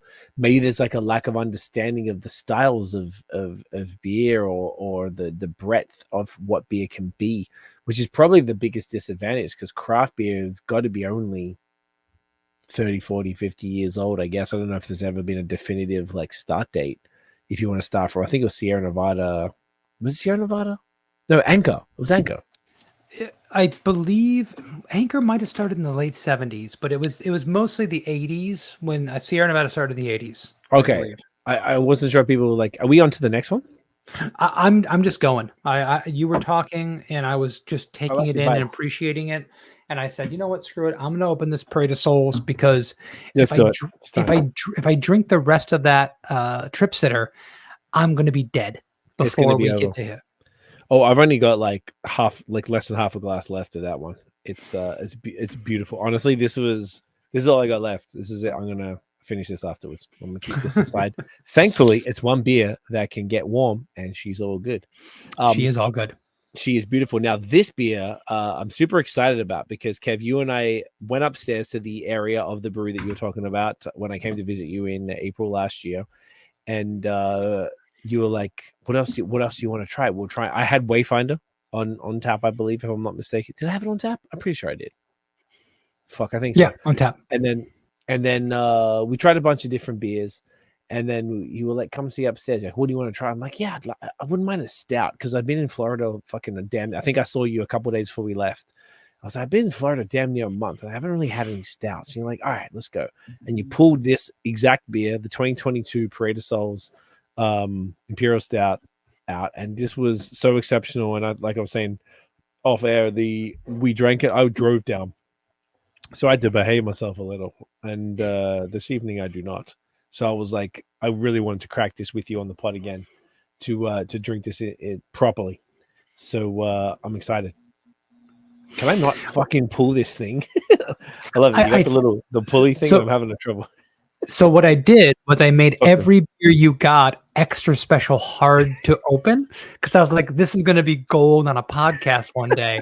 Is that it's going to be like you can't even open bottles. I mean, what's going like this guy? Why is he even doing this? While you're doing this, I broke it. While you're doing this, so I got away. There's a guy out there who does a lot of beer reviews. It goes under Massive Beers. I know Massive Beers. Yes. Do you? Okay, so good guy. I like watching his stuff. So he's actually buddies with Ralph, my head brewer, and Ralph sends him a lot of beers. He's had some very kind things to say about Barrel of Monks over the years, but we sent him a Christmas beer with a wax dip. It's like 5 years ago at this point. And you know how Maker's Mark, you have like the tape that goes around and you just peel the tape off and it helps you take the thing up. So I used to do that for all my wax dip beers. I would put the tape around and I dip it in the wax so it would make it easier to open. And he went on a rant about how insane this was and how hard, what are they doing? What is this supposed to mean? Like, how do you open this? And I was sitting there staring at the video going, just pull that little piece of tape around the thing and it's going to open just like that. Open sesame. So therefore you did. Yeah. So, but that was like one of the times I was watching a beer review of one of our beers. And I think it was like 75% of the review was how ridiculous the opening procedure was. That, all things considered, is really not that serious. When you've got the little tape, I've been here, man. I have, I think I've kind of got it down now, but I used to get the knife, and I swear I've cut my fingers more times than I could mention. Just, did we not have this one? Did we not have this beer? I haven't checked into it. Why wouldn't I have checked into it? The Parade of Souls?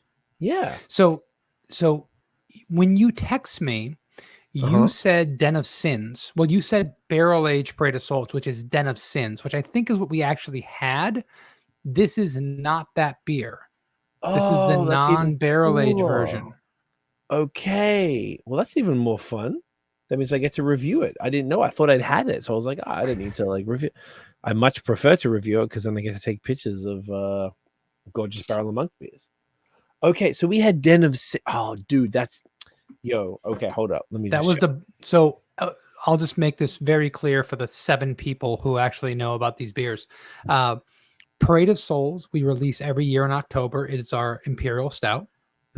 Den of Sins is released for the Day of the Dead every year, which is the bourbon barrel version of our Parade of Souls. God damn it. Okay, that's kind of more fun because that means I tried multiple stuff. Let me just check. Den of Sins. Which one would we have had? 2022. You're right. You're 100% correct. It's exactly what we did. And I had it. It was April 25th. I think I left April 28th. The bourbon barrel version of the Parade of Souls. Sick. Well, that's even cooler because now I get to try the OG of the barrel aged version that we had. So the beer you're about to try is... I would call a very restrained. I'll be interested to see what you think about this because this is not an overly extracted stout. This is more of a traditional stout. You're going to get less sweetness. Okay. There's a Belgian ale yeast in this, by the way. Okay. It is meant to be a little bit drier, a little more roasty. We do use Belgian candy sugar in this, but it does pick up some of that like fig and raisin, but it's kind of understated. Okay. That's the version of Parade of Souls that you are currently taking an adorable selfie with. Oh, stop it, Kevin. It's only adorable when you're in it. I really enjoyed it. People haven't seen it. We did a fun video as well when we did the old school. Is it Old School Classics? Old Favorite Friday. Old Favorite Friday, where we bust out some. That was a lot of fun too. Just such a great. And I know you've kept doing it. Every time I see you post it, I'm like, sick. I love it. You've kept it up real. Oh yeah, I've almost been doing it for 3 years now. It's amazing. So basically, Kevin at Barrel of Monks. Is it at Barrel of Monks? That's on Instagram. Yeah. Sometimes with the guests, sometimes it's by himself. But yeah, Kevin will just bust out like just some old favorite beer, and he was like, "What do you want to drink?" And I think we did Highlight, right? We did Highlight, yeah, because it was what I was drinking in Florida, and I was like, "This is fucking like money." And even though this is like the second time I've told you this on this podcast, you were the person that helped me inspired me to do this, which is to highlight incredible classic beers that we don't appreciate as much as we should. We were having a conversation and talking about Sierra Nevada Pale Ale. And I said, somebody should do a video series about great beers that are just great and we don't appreciate them anymore because they're ubiquitous. And I recently, on one of these videos that I do, and I've been doing for almost 3 years, every Friday for Barrel of Monks, and they're not my beers, they're other people's beers, was that I had to tell them, this is not a review. I'm not reviewing this beer and sitting down and telling you why, like, is it good or not? No, I know this is an amazing beer. This is a beer that everyone should be drinking. Everyone should appreciate more. I just did, a Black Butte. Every week we do a classic, incredible beer and talk about it and just say, hey, if you have this beer available in your market, just wander into your local convenience store and pick it up and go, oh shit, I guess I don't need the new hot thing. This thing still exists and it's amazing. And that's the whole idea behind it. You've done that for 3 years and you haven't repeated almost 3 years. You haven't. I have so many beers I want to do. I just went home to Michigan. I was telling you about this before I got on the show. Yes. And I brought home my wife was worried about the weight of the luggage that we were bringing back. But I brought home like 6 different beers that I don't have available down here. And I'm like, thank God I have these are beers that aren't available in Florida. I can do for Old Favorite Friday. There's amazing. So many great beers out there. We are spoiled because we can walk into a convenience store and have some of the best beers in the world for $12 a 6-pack. It's insane. We're lucky people. You honestly, bro, as I think I learned in Florida how crazy that is, because the reason I chose Highlight. I was drinking. I'm not I must have said this before on here, either with you or otherwise, but I'm not really like a multi-pack purchaser. I'm more of a single beer guy. But in Florida, I found myself buying the 6-pack of Highlight. I bought a 6-pack of Two Hearted as well. Now almost every time I go to Buffalo, like the summer's a bit different because we're traveling all over, but normal times I'm basically once a month on a Friday we'll go to Buffalo for the whole day and cruise around, maybe sometimes go to Rochester or whatever. Almost every time I'll come back with a 6er of Two Hearted.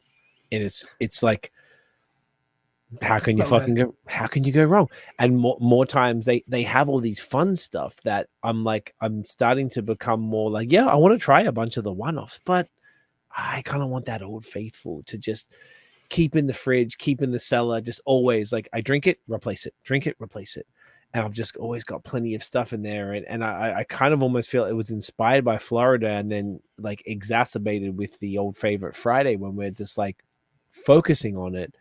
And I just think it's like it's an interesting thing that you're doing. That's a service. It's so selfless.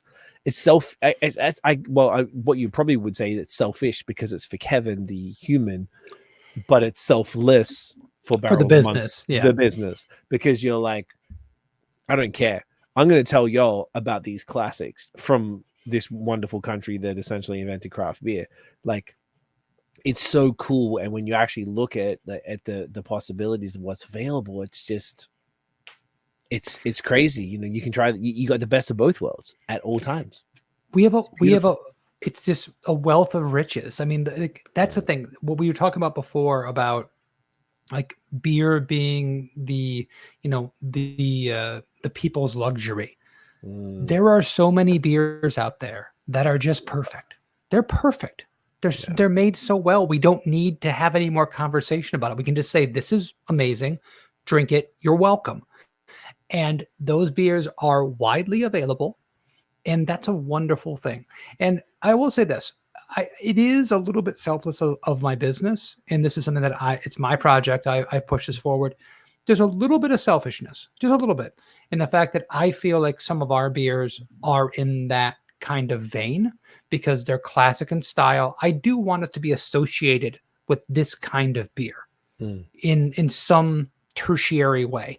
So in some way, I'm hoping that people are thinking about our triple and our white ale in this kind of vein. So I'd be lying if I said I didn't hope that was the case.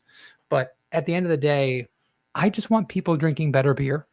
I want people appreciating beer more for what it actually is, what I see it as. Because I see beer as being special and unique and interesting. Sierra Nevada Pale Ale is better than any other pale ale that's ever been made. Period. End of story. Thank you very much. Good morning, good afternoon, good night. And we get to drink it and find it at Olive Garden on draft. That's pretty cool. You're well fucking said. Like, I'll wait for that. I got applause again. This is amazing. Dude, yeah, non-stop applause. I'll just keep pressing that button. Yeah, man.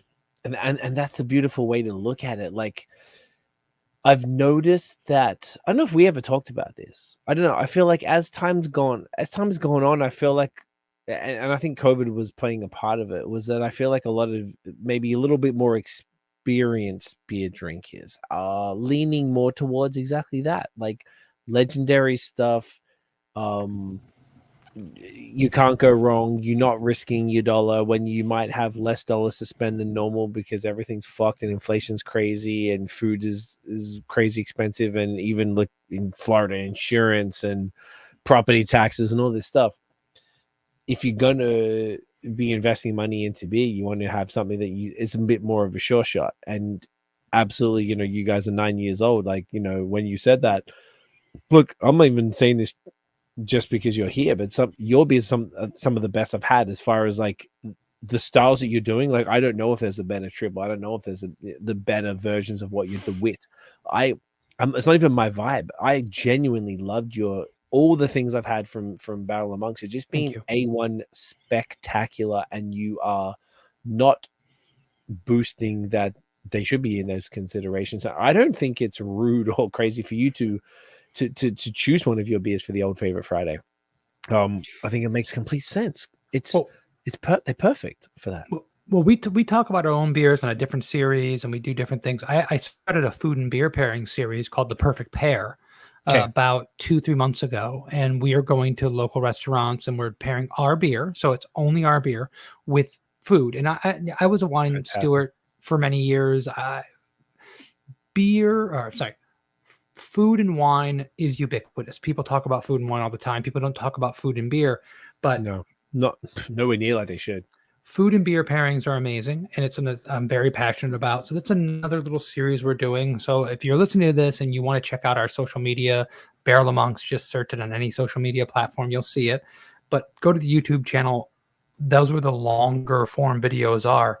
And I talk a lot about what makes a great food and beer pairing. And I do talk a lot about Barrel of Monks beer, and I give it the respect I think it deserves, and hopefully like build it up of why these beers are going to be really good and why you're going to enjoy them. But a lot of people that are going to watch these videos are not from South Florida. So they're not going to have access to the Wizard White Ale or whatever it is. So I try to tell them, in lieu of this, try another white ale. You can't go wrong with Allagash White. You can't go wrong with Chimay White.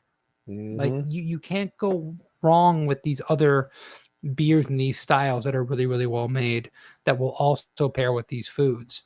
So I think at the end of the day, I want people to be thinking about beer more critically and thinking about beer in a heightened way. And that's my real end game. Because if that happens and we get more people really caring about the quality of the beer, I selfishly think that we'll do better. I couldn't agree more. It's really about the quality. Like, if people worried about quality, you have a better, I don't know, we are not on this earth for a long time. So I don't know, this is something even like, okay, we have to go away in a couple of weeks. We're going to go to Atlanta. We're so close to Florida. We're going to go to Atlanta and Savannah and New York and a bunch of little places in between. And we just came back we did I was telling you off air, we went to Finger Lakes, which is amazing. And then we did Nashville and Indianapolis and Detroit and stuff. And what we realized was when we stay at hotel, we hadn't traveled much since last year. This year, we really just buckled down and just worked. Like, we really, truly did. So this is why this summer is so hectic and it's kind of a bit of a blur. And we kind of forgot, like, and this is not even about being fancy, but like, we go and stay at the Hampton Inn and Suites or like fucking one of those lower end hotels. I'm like, this bed is brick. I don't want the shit that I have at home to be better than the place I'm paying $300 a night to stay.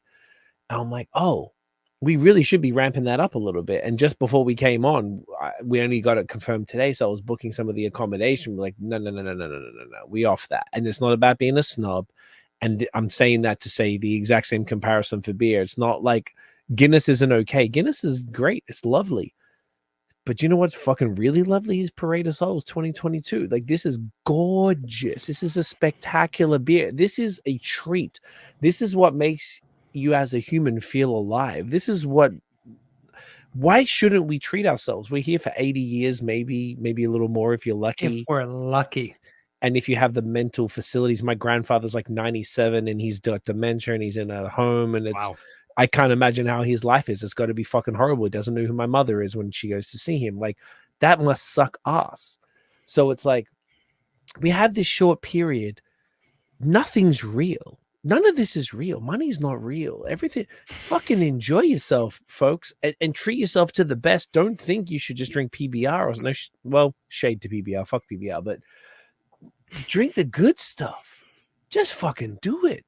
It's truly spectacular. Like, why not go to a good restaurant and spend $500 and enjoy it, and pair it with a phenomenal beer, with like you said, you don't beer pairing dinners. How many of the Barrel of Monks beers would go phenomenally with almost any dish you can think of? It's just, yeah. It's one of the things I love to do. I love to think about the way beer pairs with food. I love to just think about food. I'm probably more of a foodie than I am a beer guy. I mean, that sounds insane, thinking about the fact that I own a brewery and that's what I've been done for professionally for 15 years. But I love food. I think it's weird. And I respect it. And I just appreciate it. And I appreciate it with, what wine and beer paired with it. But I've always said one of the hard things about, personally, I know that alcohol is not good for human beings. I mean, if you were to say, Kevin, you drink 10 alcoholic drinks a week, right? Whatever that it's pretty low division is, right? Mm-hmm. You would be so much better if you did 9, right?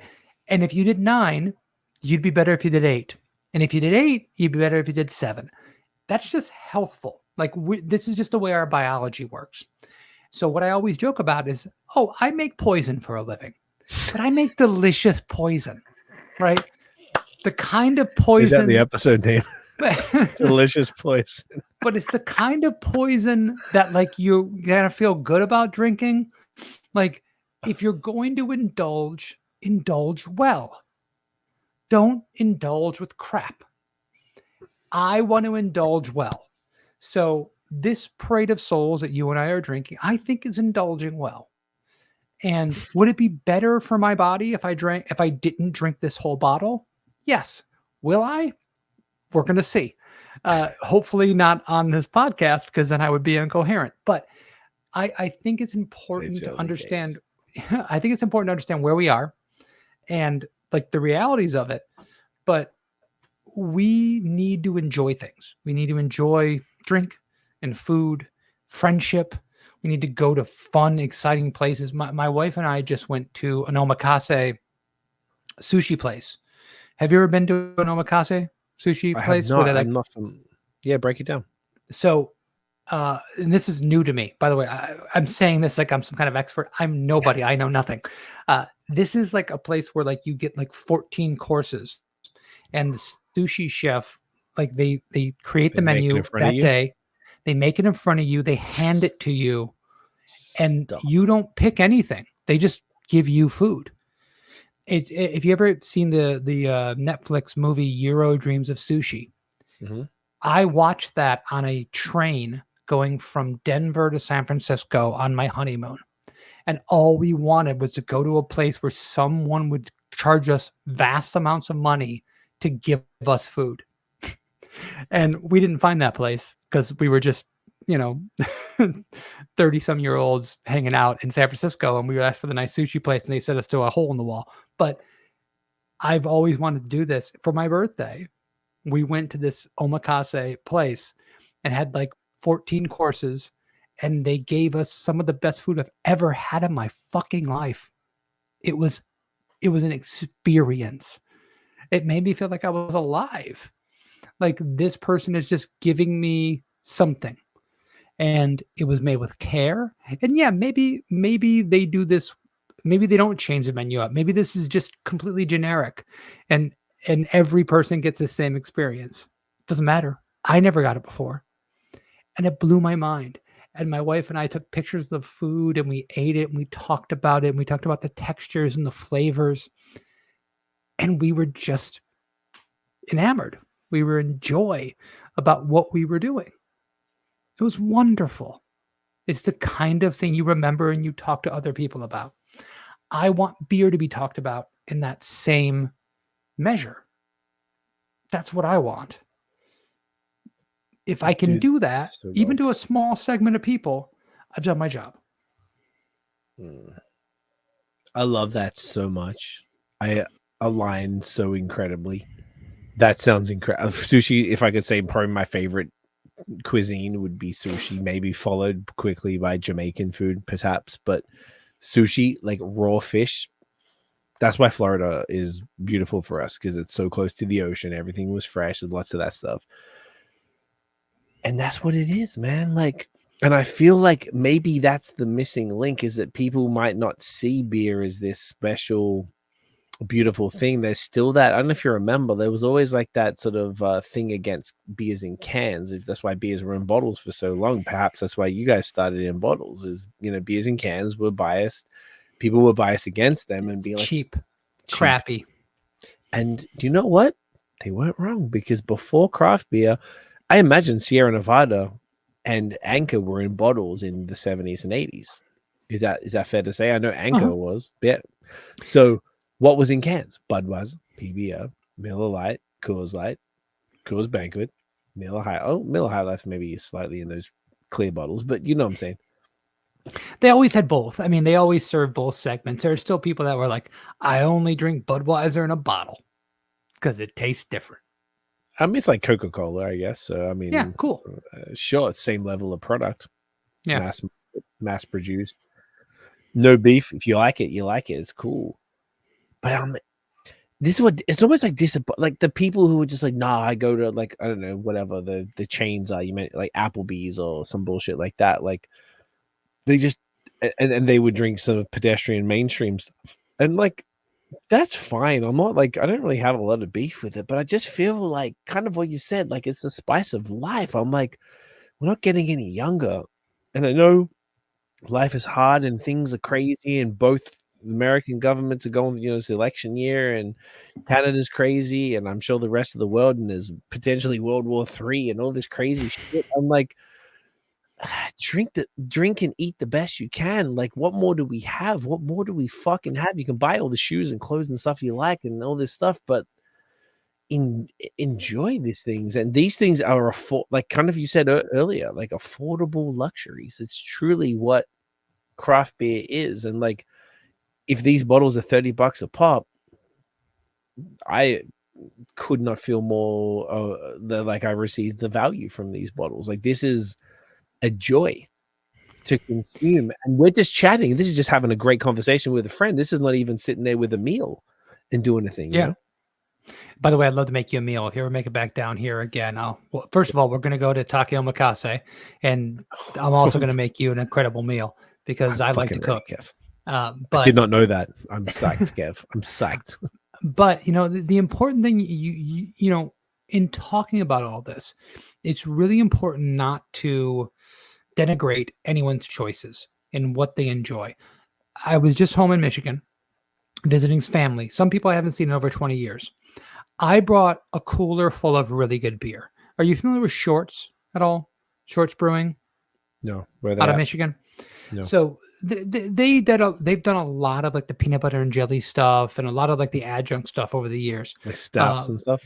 A lot of stout. But they also have like the Huma Lupalicious Imperial IPA, Shorts Soft Parade. They've got a really great like lighter lager.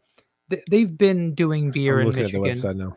Yeah, okay. for a long time. You were talking about Bell's, and gotcha. for a lot of people in Michigan, Shorts they're not as old as Bell's, but they're still kind of in that pantheon of like a Michigan beer, right? Gotcha. So I went to a barbecue, like a family get together, and I brought a cooler full of like Shorts beers.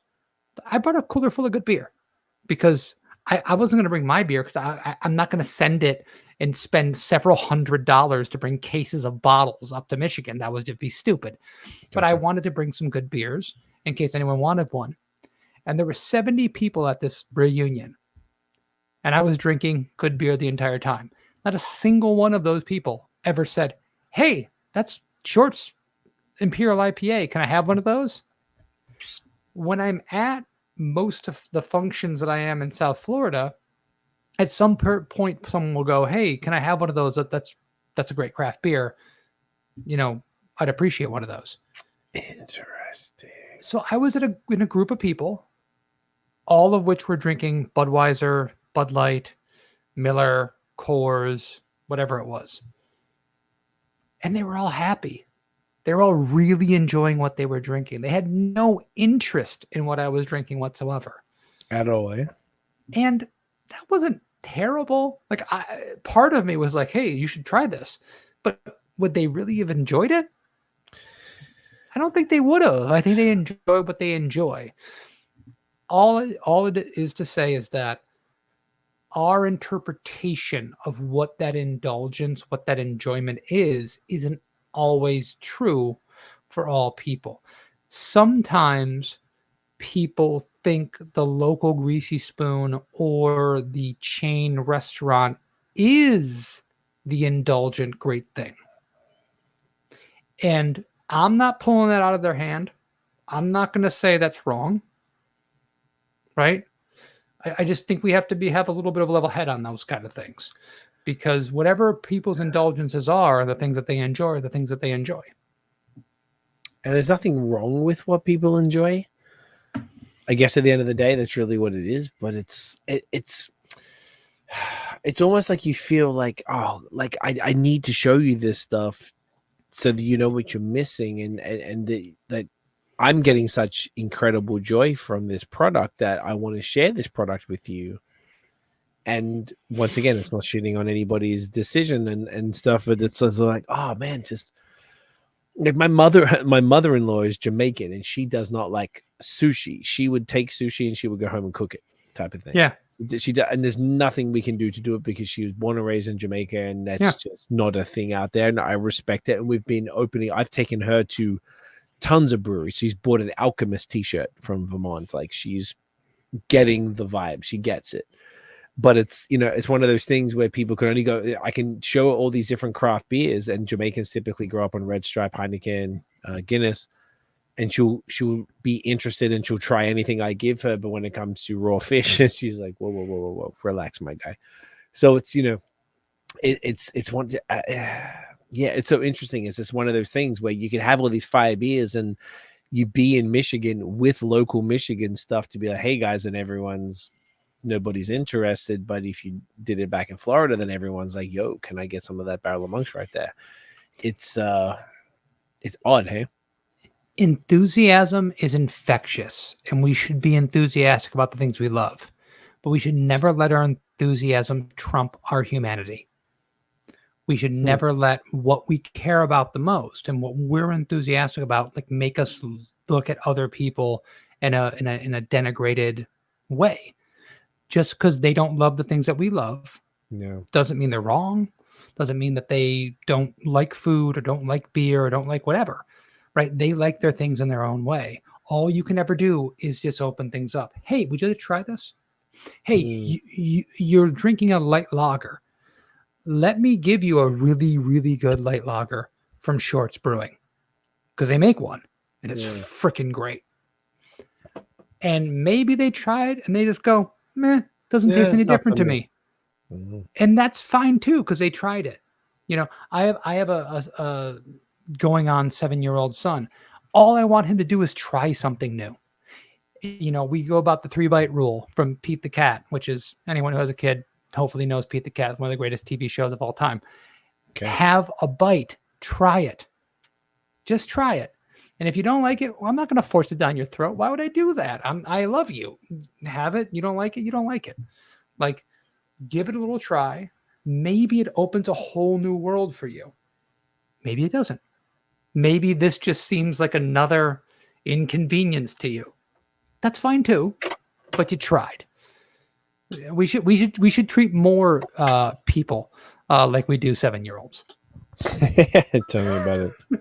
Jeez. You mentioned this. I'm just changing the battery right here. It's just kicking back in. What do you mean press it to go? I don't know, when my girlfriend got this thing recently from it'll kick in a sec. I don't know why it's not. She got it's like a 2-sip rule. I don't know why it's not starting. Normally it just kicks right back in. I think people are just enjoying looking at my face, so I think we're going to be good. You know what? I think you're right, Kev. I think if anyone doesn't want to look at your face right now, then they're losing. Whoops! There we go. Come on, is this going to work? Is it going to work, Kev? There we go. We got it. You're there. You're there. My girlfriend has a 2-sip rule, so every time I give her a beer, but hey, try this. Almost every time, just even if she's not drinking beer and she doesn't drink it as much as she used to, I'll be like, "Yo, try this," and she like sip, and you wait and sip again. I'm like, all right, and then she'd get she got it from somewhere. So you're talking about a 3-bite rule. I kind of like that, because if you try anything one time, it's not enough. Whether it's 2 or 3 times, it's got to be a multiple to have an impact. Is that where that 3-bite thing comes from? Well, I mean, it literally comes from a cartoon for children that I am quoting called Pete the Cat, which, by the way, I think is probably true. And a 2-sip or the cat. Yeah. A 2-sip or a 3-sip rule, I think, is also good. And by the way, I think it actually has some credence in the fact that when I have my first sip of a West Coast IPA, I'm stunned by the bitterness of the hops. Yes. Big time. My second sip, my palate's been muted a little bit. I'm tasting a little bit more. By my third sip, I'm tasting everything, right? I think that there's something genius in that. In the fact that we have to continue to consume something and get a little bit of a I don't want to say dulling of the senses, because we want to heighten senses and enjoy the flavors of it. But I remember the first time I had whiskey, all I tasted was alcohol. And I had to build like a tolerance for it. It almost sounds like I'm trying to build myself towards alcoholism, but you have to kind of get past the alcohol to taste the flavors behind it. And I think there is a similar thing with beer. I think there's a similar thing with wine. I think there's a similar thing with food. There are some flavors in foods that are so dominant. Chili peppers, hot sauces. I love hot sauces. Sometimes if you don't eat hot foods, like Indian foods and things like Thai foods, you can just taste heat. But if you train your palate for it, you get all these nuances, these amazing flavors that are not available anywhere else in any other cuisine. Jamaican foods, I would imagine, have some of those similar qualities. Scotch bonnet peppers, yeah, for sure. So sometimes it takes effort to really enjoy these things. And on the surface, that sounds insane. Oh, you have to train yourself to like this. That sounds like, why are we hurting ourselves to enjoy something? But I nothing makes me happier than getting into beers, getting into wines, getting into foods from different cultures that might not be intuitive to me, that I'm just going to love them. And then I try them and appreciate them and try them again and go, oh, I'm getting the nuance now. I'm getting why this is special. I'm getting why this is interesting. I think we've gone a little bit too far in the instant gratification portal into our brains, where everything has to be McDonald's and fast food. Sometimes you have to kind of, leave the trail of breadcrumbs for yourself to get to a place where you enjoy some things a little bit more. And it's a worthwhile journey. If you look at that, I haven't heard anyone say it like that, and it's brilliant. if you look at that with almost anything in life, the things that you have to work for are typically the most rewarding and the things that you kind of enjoy the most. And that is food, drink, all those different. Think about coffee.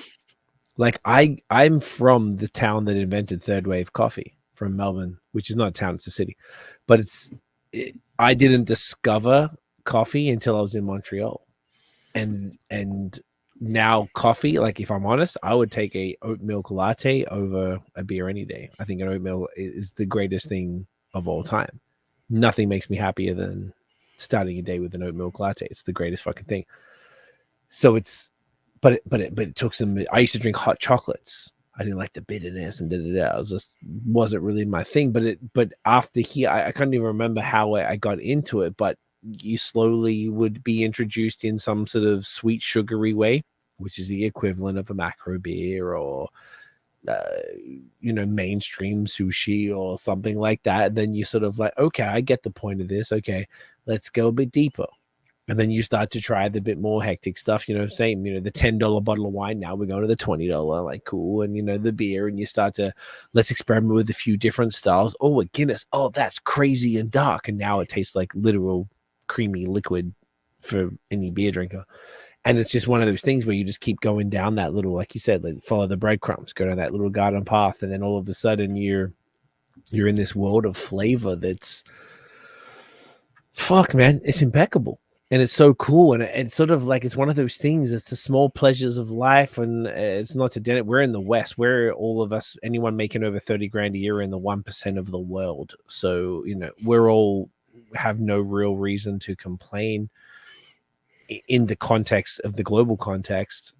So it's like, all right, well, at the very least, even if things might feel a little crazy and maybe it's the, whatever's going on in the world, like it's like, fuck, man, the very thing that we have to almost keep us balanced is that cuisine, anything edible, food, drink, whatever, and all the different varieties of those things, and just exploring that, and at the very least getting pleasure, mouth pleasure and taste bud pleasure, and learning. That's a whole different podcast, by the way. Mouth pleasure is a whole different thing whatsoever.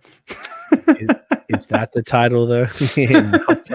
We've had so many titles of this podcast. I've got, normally when I'm by myself, I'm really bad with writing them down, but this is some of the most I've had in a long time of a solo pod. It's a little crazy, but I guess that's really what you're talking about. We're getting, like, if people who don't know about stouts, I mean, this is just a beautiful 10% imperial stout. It's got I don't know if we really talked about the tasting notes in depth of this beer. I've kind of felt like we went on a tangent, but this is just, it's so creamy and chocolatey. The Belgian candy sugar is certainly there, just like the Den of Sins, but it's so creamy. It's not overwhelming in any shape or form. It's big and bold. Definitely, you can definitely tell this is not a 4.7% beer, but it's I don't think it would turn people off. It's just so restrained and clean. I don't know if you got some more tasting notes, man. Well, this beer, in many ways, though, so this beer has evolved over the years. I should say that. Okay. But the 2022 version is very similar to the version that I made my first batch. I think it was batch 8 from Barrel of Monks. It was my idea. I wanted to make a Belgian Imperial Stout, and I wanted to lean on those estery, fruity flavors, which I think go so well with an Imperial Stout, and Belgian candy sugar, which goes so well with an Imperial Stout, with the fig and the raisin and things of that nature. But we have been trained over the years to want extracted, sweet, decadent, over-the-top stouts. That's what we want. I shouldn't say that. That's not what we want. That's what the buying public wants, that puts stuff up for sale when they go to the brewery and buy it and try to sell it on a secondary market. That's what they want. And this beer that you're drinking is a representation, I think, of the antithesis of that. Now, I will say this, because I'm an honest guy. The 2023 version, we moved more towards an extracted, sweeter stout. We changed the recipe. We said, okay, this is what people really want. We're going to do it. Now, we did it our way, and I think it's actually well attenuated and a good beer. I'm proud of this beer. I think it's one of those. I think we went up to the edge of where those beers get and said, it's all we can stand, and we can't stand no more. Right? We're not going to go over the top with this just to do it. But I like restrained. I like balance. I like when flavors, you have to think about them a little bit, when you have to go back for another sip, or when you, I should say it more, you want to go back for another sip to taste more from what you're drinking. The best Belgian beers do that. And we're not talking about $1 million beers. St. Bernardus, App 12, does that. Every time, without fail, you just go back and go, I taste something different every time I drink this beer. And once again, available on grocery shelf stores. You can find it wherever you want, and it's that good.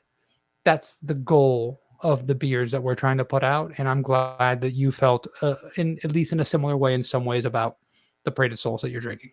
Very much so, man. I'm like, I really feel like, honestly, getting to know you and getting to know the brewery, and now that's the fourth time on the pod, and visiting there, and like, you know, I feel like you personally have been single-handedly like convincing me of the beauty of the Belgian beers that maybe I'd forgotten in my earlier days. Because I imagine you, from our conversations, once again, we're always drinking a lot, so I always forget the details, but no problem. I got into Belgian beers in the earlier stages of my, you know, I started like 2011-ish when I moved to Canada in 2010. So I started this little beer thing, and, you know, I was drinking a lot of Belgian stuff early on. And then as, you know, the hype stuff came on, I kind of like didn't really dabble into it for a number of years.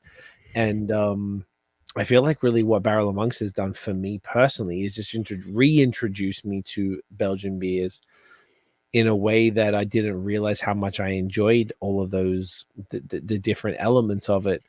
And I appreciate it in such a deeper level, and what it can contribute in the different flavor profiles in comparison. Maybe it's even better. It's almost cooler to rediscover it.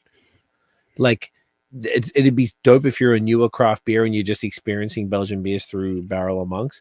But even for somebody who had known, you know, went through the whole Chimay and St. Bernardus and West Vleteren, however you say it, like the whole West Mole, all the Trappist stuff, and then, you know, that was my jam. I thought the you know, how do you say it? West Vleteren? West Vleteren? I am not the right person to ask about this. I say West Vleteren, but it's probably wrong. I think yours is the right way of saying it, because I keep saying West Vleteren, but either way, that beer, the 12, I'd had it in, like, someone had brought it back in a suitcase for a bar and sold it through the bar for like $40 a bottle. So me and a mate were working at a retail job, earning $15 an hour, and then we're splitting it because $40 a bottle, whatever it was pretty wild. And it was just the greatest beer I'd ever had in my life. This is circa 2012. I was like, this is insane. How the fuck does this exist? It's just the complex flavor. And then over time, you just sort of like maybe lose track of that. And then sort of coming back to it through the things that you're doing through Barrel of Monks, I'm just like, oh, this shit is fire. Like, every pod we've done, and you've reintroduced me to a triple and the Wizard with Guava. I think the Guava might have, like, that's fucking such a fire beer. And, you know, in the way you approach, you know, the IPA, the Waypoint there, and all these different things, I'm just like, man, it's really cool to be reintroduced to stuff at a time where maybe I'm, you know, in my early 40s now. I'm a little more understanding of what I like and what I don't like, but also open to, you know, new flavors or reintroducing flavors that I had in the past that I enjoyed. And I really feel like what you're doing with a lot of these styles, particularly, you know, this beer, I would, if I drank this in blind and you didn't tell me it was Belgian candy sugar, I would not have picked it to be like a Belgian stout as such. It's got all of the traditional, everything you, want from a stout. It's fantastic. It's just, and obviously the barley wine was kind of like more the English style, so it's a little different, but I don't know, man. I think what you're doing from the brewery, I know this is a different pod and we're talking about the business side of stuff, but I'm so appreciative of all the way that you do this stuff, dude. It's cool. It's so dope, and I feel like I'm blessed because I got so many options to choose from if I want to drink this type of stuff because you hooked me up so heavy, so hard last year. It's phenomenal. I appreciate what you're doing, and what you're doing for craft beer drinkers is so important. Well, I mean, I appreciate that. This is just a love fest at this point. You appreciate me. I appreciate you. No, I mean, at the end of the day, all we want to do, I shouldn't say that for anybody else. All I want to do is share beer that I'm proud of with other people and have some people, a small minority of those people, really, really enjoy it and be able to talk about it and have it be a part of their conversation. And, oh, I've got this bottle from Barrel of Monks and I'm going to open up for you. Oh, you're not a beer person? Oh, check out this triple maybe, because it's really, really good. I mean, I'm not a religious person, but that's a blessing. That's something that I feel very good about, something that I'm proud of. And whatever happens in this crazy topsy-turvy industry, and whatever happens in the next 5 to 10 years as South Florida becomes a wasteland for craft beer, which I think it will become again, I'll hang my hat on that, and I'll really, really appreciate my small role in being a part of making some really, really good beers that I'm proud of. The best thing I can say, the other day on our podcast, we had on the We Drink podcast, we had a gentleman on, and he was he gave us a bunch of his beers, and every one of those beers I would have thought I would have been proud to make this beer. They were that good. And was he a commercial brewer or a home brewer? Yeah, he's out of Georgia, and quite honestly, I've been drinking so much now through this podcast that I can't remember the name of the brewery, which is a little bit embarrassing. But I have drank more than half a bottle of a 12.5% barley wine and about a half a bottle of a 12% or a 11% stout. So I'm with you. Please forgive me. But plus the IPA. You've had the IPA too. I have not had anything extra, so you're doing well. I'm still coherent. I'm still saying words and not saying syllables. But what I always say is, if I drink a beer and say, "Man, would I be proud of making this beer?" That's a good fucking beer. Fuck yeah, and dude. I'm lucky. I drink beers like that all the time. All the time. Commercial beers, small production beers, and I go, man, would I be proud if I was the guy that made that? And it's a good feeling. It's a good feeling when you're part of those beers, and it's a good feeling when it's someone else's beer and you know them and you've met them and you're like, they're a good fucking guy. Preach. I've only got the latter feeling, and it's extra cool that I love the beers that the people that I particularly like as well. And it's maybe just like you on United We Drink, and I don't really have I couldn't really I like everybody I have on here. No one's a dick. I feel like everybody has something to contribute. I don't know, maybe it's just luck. Maybe it's like I can't even think of one person. I'm like, oh yeah, that was a difficult pod. Fuck that guy. Some people are a little nervous and stuff, but like everyone is cool. And I feel like everyone in beer is just doing their fucking best to make it happen, to make the best beer that they think that they want to drink. And obviously that differs kind of, as you have sort of explicitly said tonight, everyone's palate's different. There's no such thing as like the perfect beer. It's always like what each individual thinks that is. And, it's got to be arguably the toughest time for craft beer that either of us have been around for or aware of, which is crazy because we both were balls deep in, you much deeper in the boom than I was. I'm just auxiliary, bro. I'm just hovering around the outside. Now I'm just thinking about my balls. It's a very complex thing. So we're all thinking about your balls. Every single person listening and watching is thinking about your balls. I'm sorry to all the listeners. Your balls is it called Skylink, Skynet, Elon Musk satellite? What the fuck's that thing called? I can't remember the name of it. You know what I'm saying. You know the internet satellite thing. What's the internet called? Did you just ask what the internet was called? No, Elon I'm gonna Musk. go with internet. Internet. Starlink.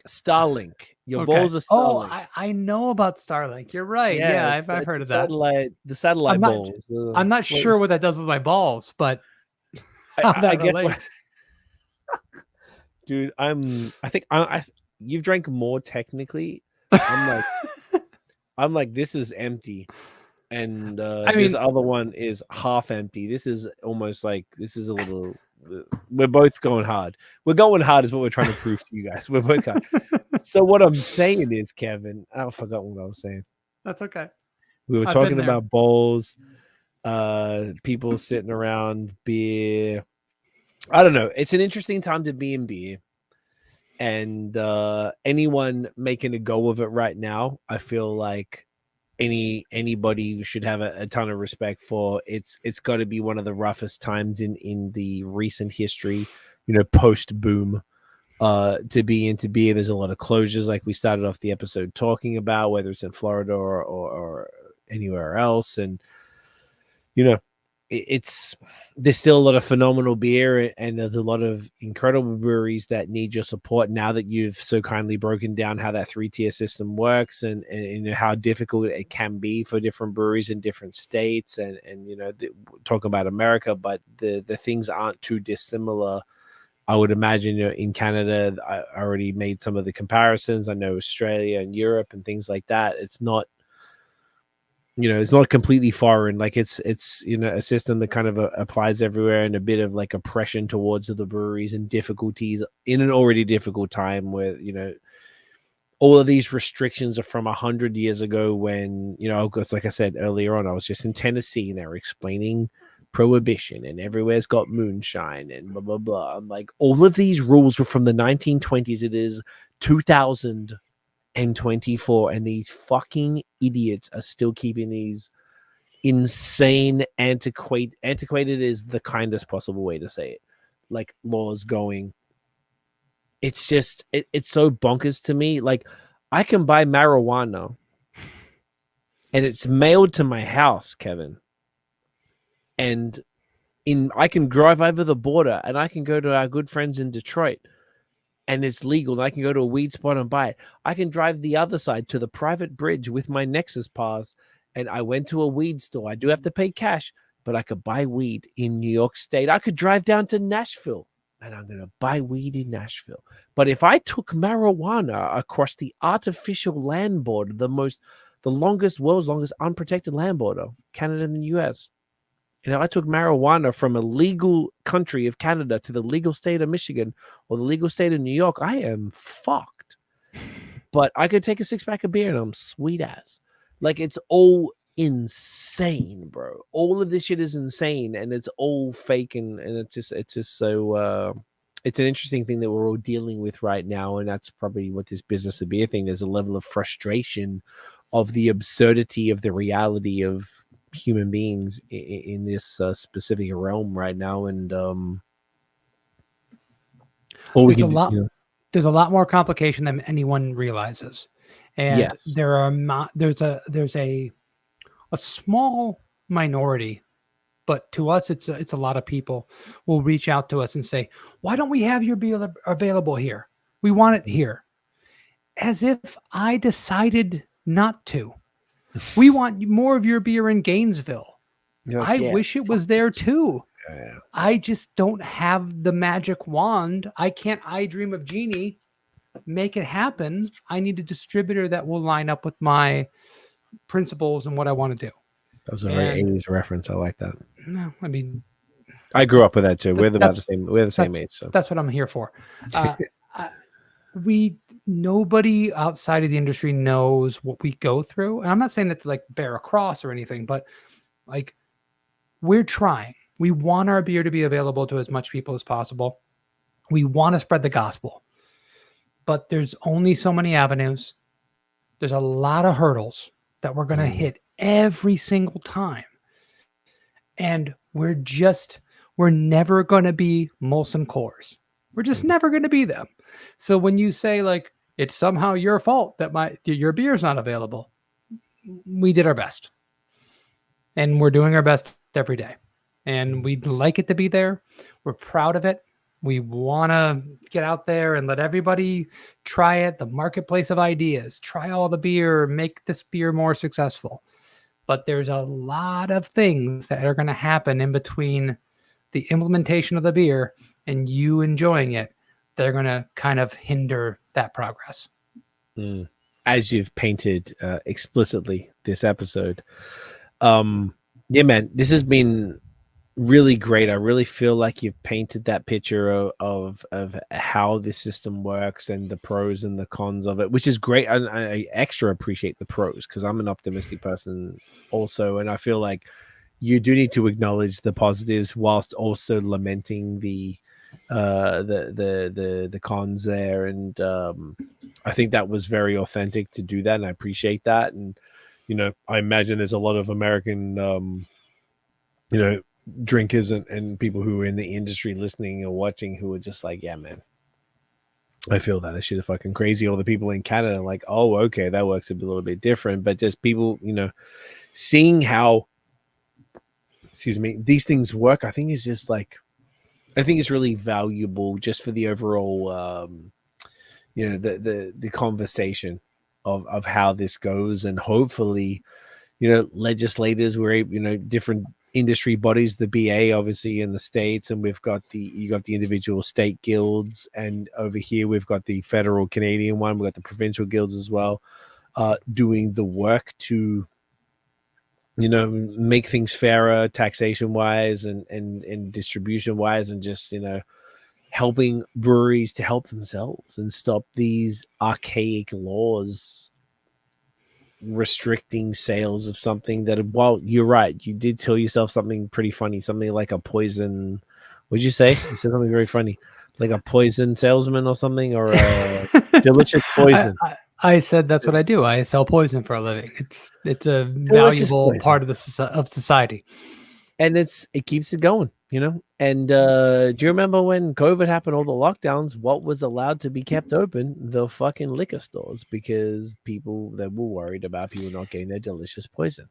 There is value, and when I say that, there is a danger in disregarding our segment and what we do. There is value in delicious beverages.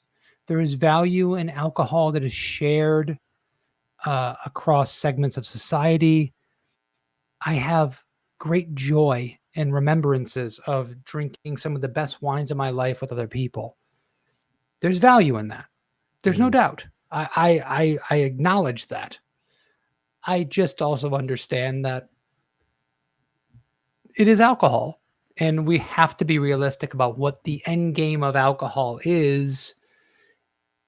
At the same time of building up the wonderful aspects of it, we have to also say, like, yeah, it's also probably something we shouldn't be indulging it with as much as we do. Fair. Let's just be honest with who we are, right? From a person who makes money off of alcohol and makes his living and pays for his kids' education with that money. I respect it. Definitely an awareness. I guess I don't really know what the solution is as far as like balancing that out societally and making sure that everyone is making responsible decisions. I don't know. I guess that's probably a little out of scope of what we were trying to get at here. That's for another podcast. That's the one you bring me on next. That's the next one, is how do we regulate? Maybe we need to bring the Ron DeSantis on. Let's figure this out, Ronnie. I don't know. No, you and I can do it. We don't need to bring DeSantis into this. We need politicians. Yeah. No, it's dope. It's cool to get the conversations though. Like, it's cool just to see, like, I feel like there's a level of self-awareness of like, hey, this is what we're doing. We all understand it, but also, if you I know Florida did the Delta 8 stuff, which isn't quite the same thing. I think Delta 9 is, which is what we got in Tennessee. It's kind of the same thing as THC, but like a synthetic version, which is the same shit that gets around some legal loophole bullshit. But like, if it's always just sort of feels like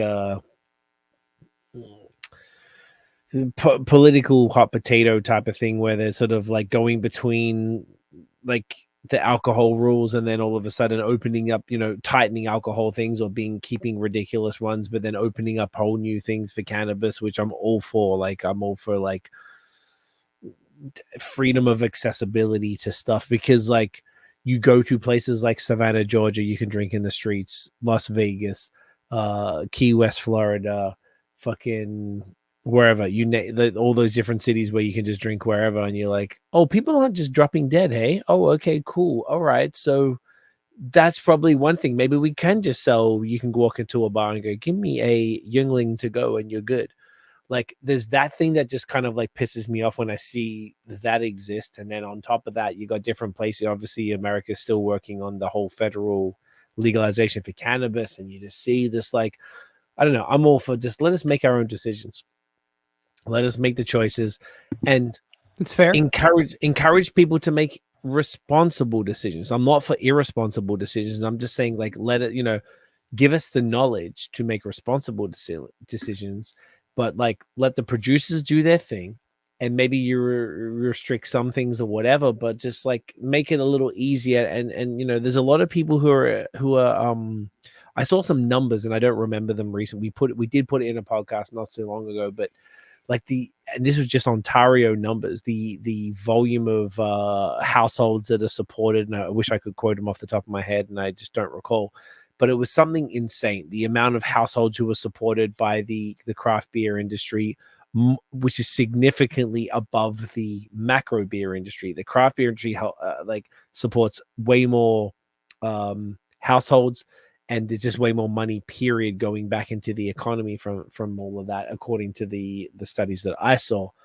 And it's just sort of like, regulate it. I get it, because it is a poison, like you said, delicious poison, but a poison nonetheless. And so is cannabis. But I feel like they don't regulate cannabis even the same way. There's stores on every corner. You can do way more stuff. Yeah, I can't take it over the border, but there's like, I don't know. I just feel like it's all a little funny, and it just needs to be a little more simplified. And I feel like that was kind of maybe what we were sort of getting at today, was just the different conversations as to sort of what things could look like, the challenges, the positives.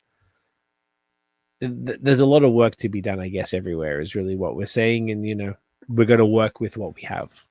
A lot of positives, a lot of negatives, just in general. I mean, the entire industry. There's a lot of negatives with building a brewery and trying to make money off of it and have employees and have them make money off of you, right? Because when we're owning a brewery, other people are counting on us to make their living, right? So when we close down and when we're not successful, we let them out into the wild where they have to go make a living somewhere else, right? There's a good and bad of all this.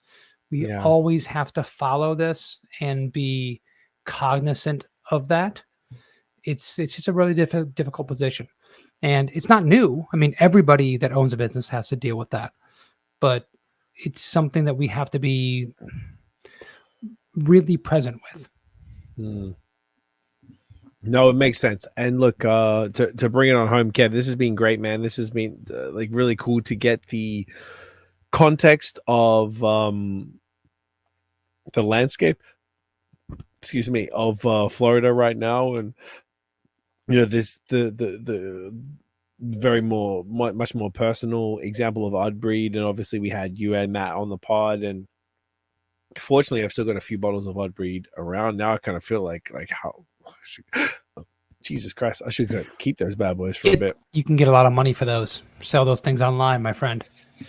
Oh, I'm keeping them shits, Kev. Don't you worry about that. And oh my God, I'm hiccuping so heavy. But talking about that, and then, really getting into sort of how the system works and the sort of pros and cons of all of that sort of thing. So, I really appreciate you, Brett. I am so sorry. I don't know why I'm hiccuping. The only way to do it is to hold your breath, and this is a podcast and we can't be holding breath. I think that's a cue to go home. That's what they say. Fortunately, we're both home. I'd say, but no, dude, thank you so much for hanging out. It's always a pleasure, and that's when I texted you. My I was pleasure.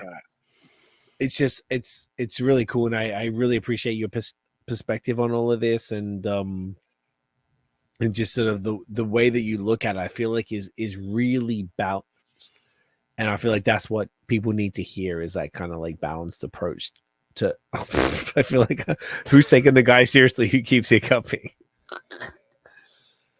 God damn it. But yeah, dude, it's been thank real. you so much.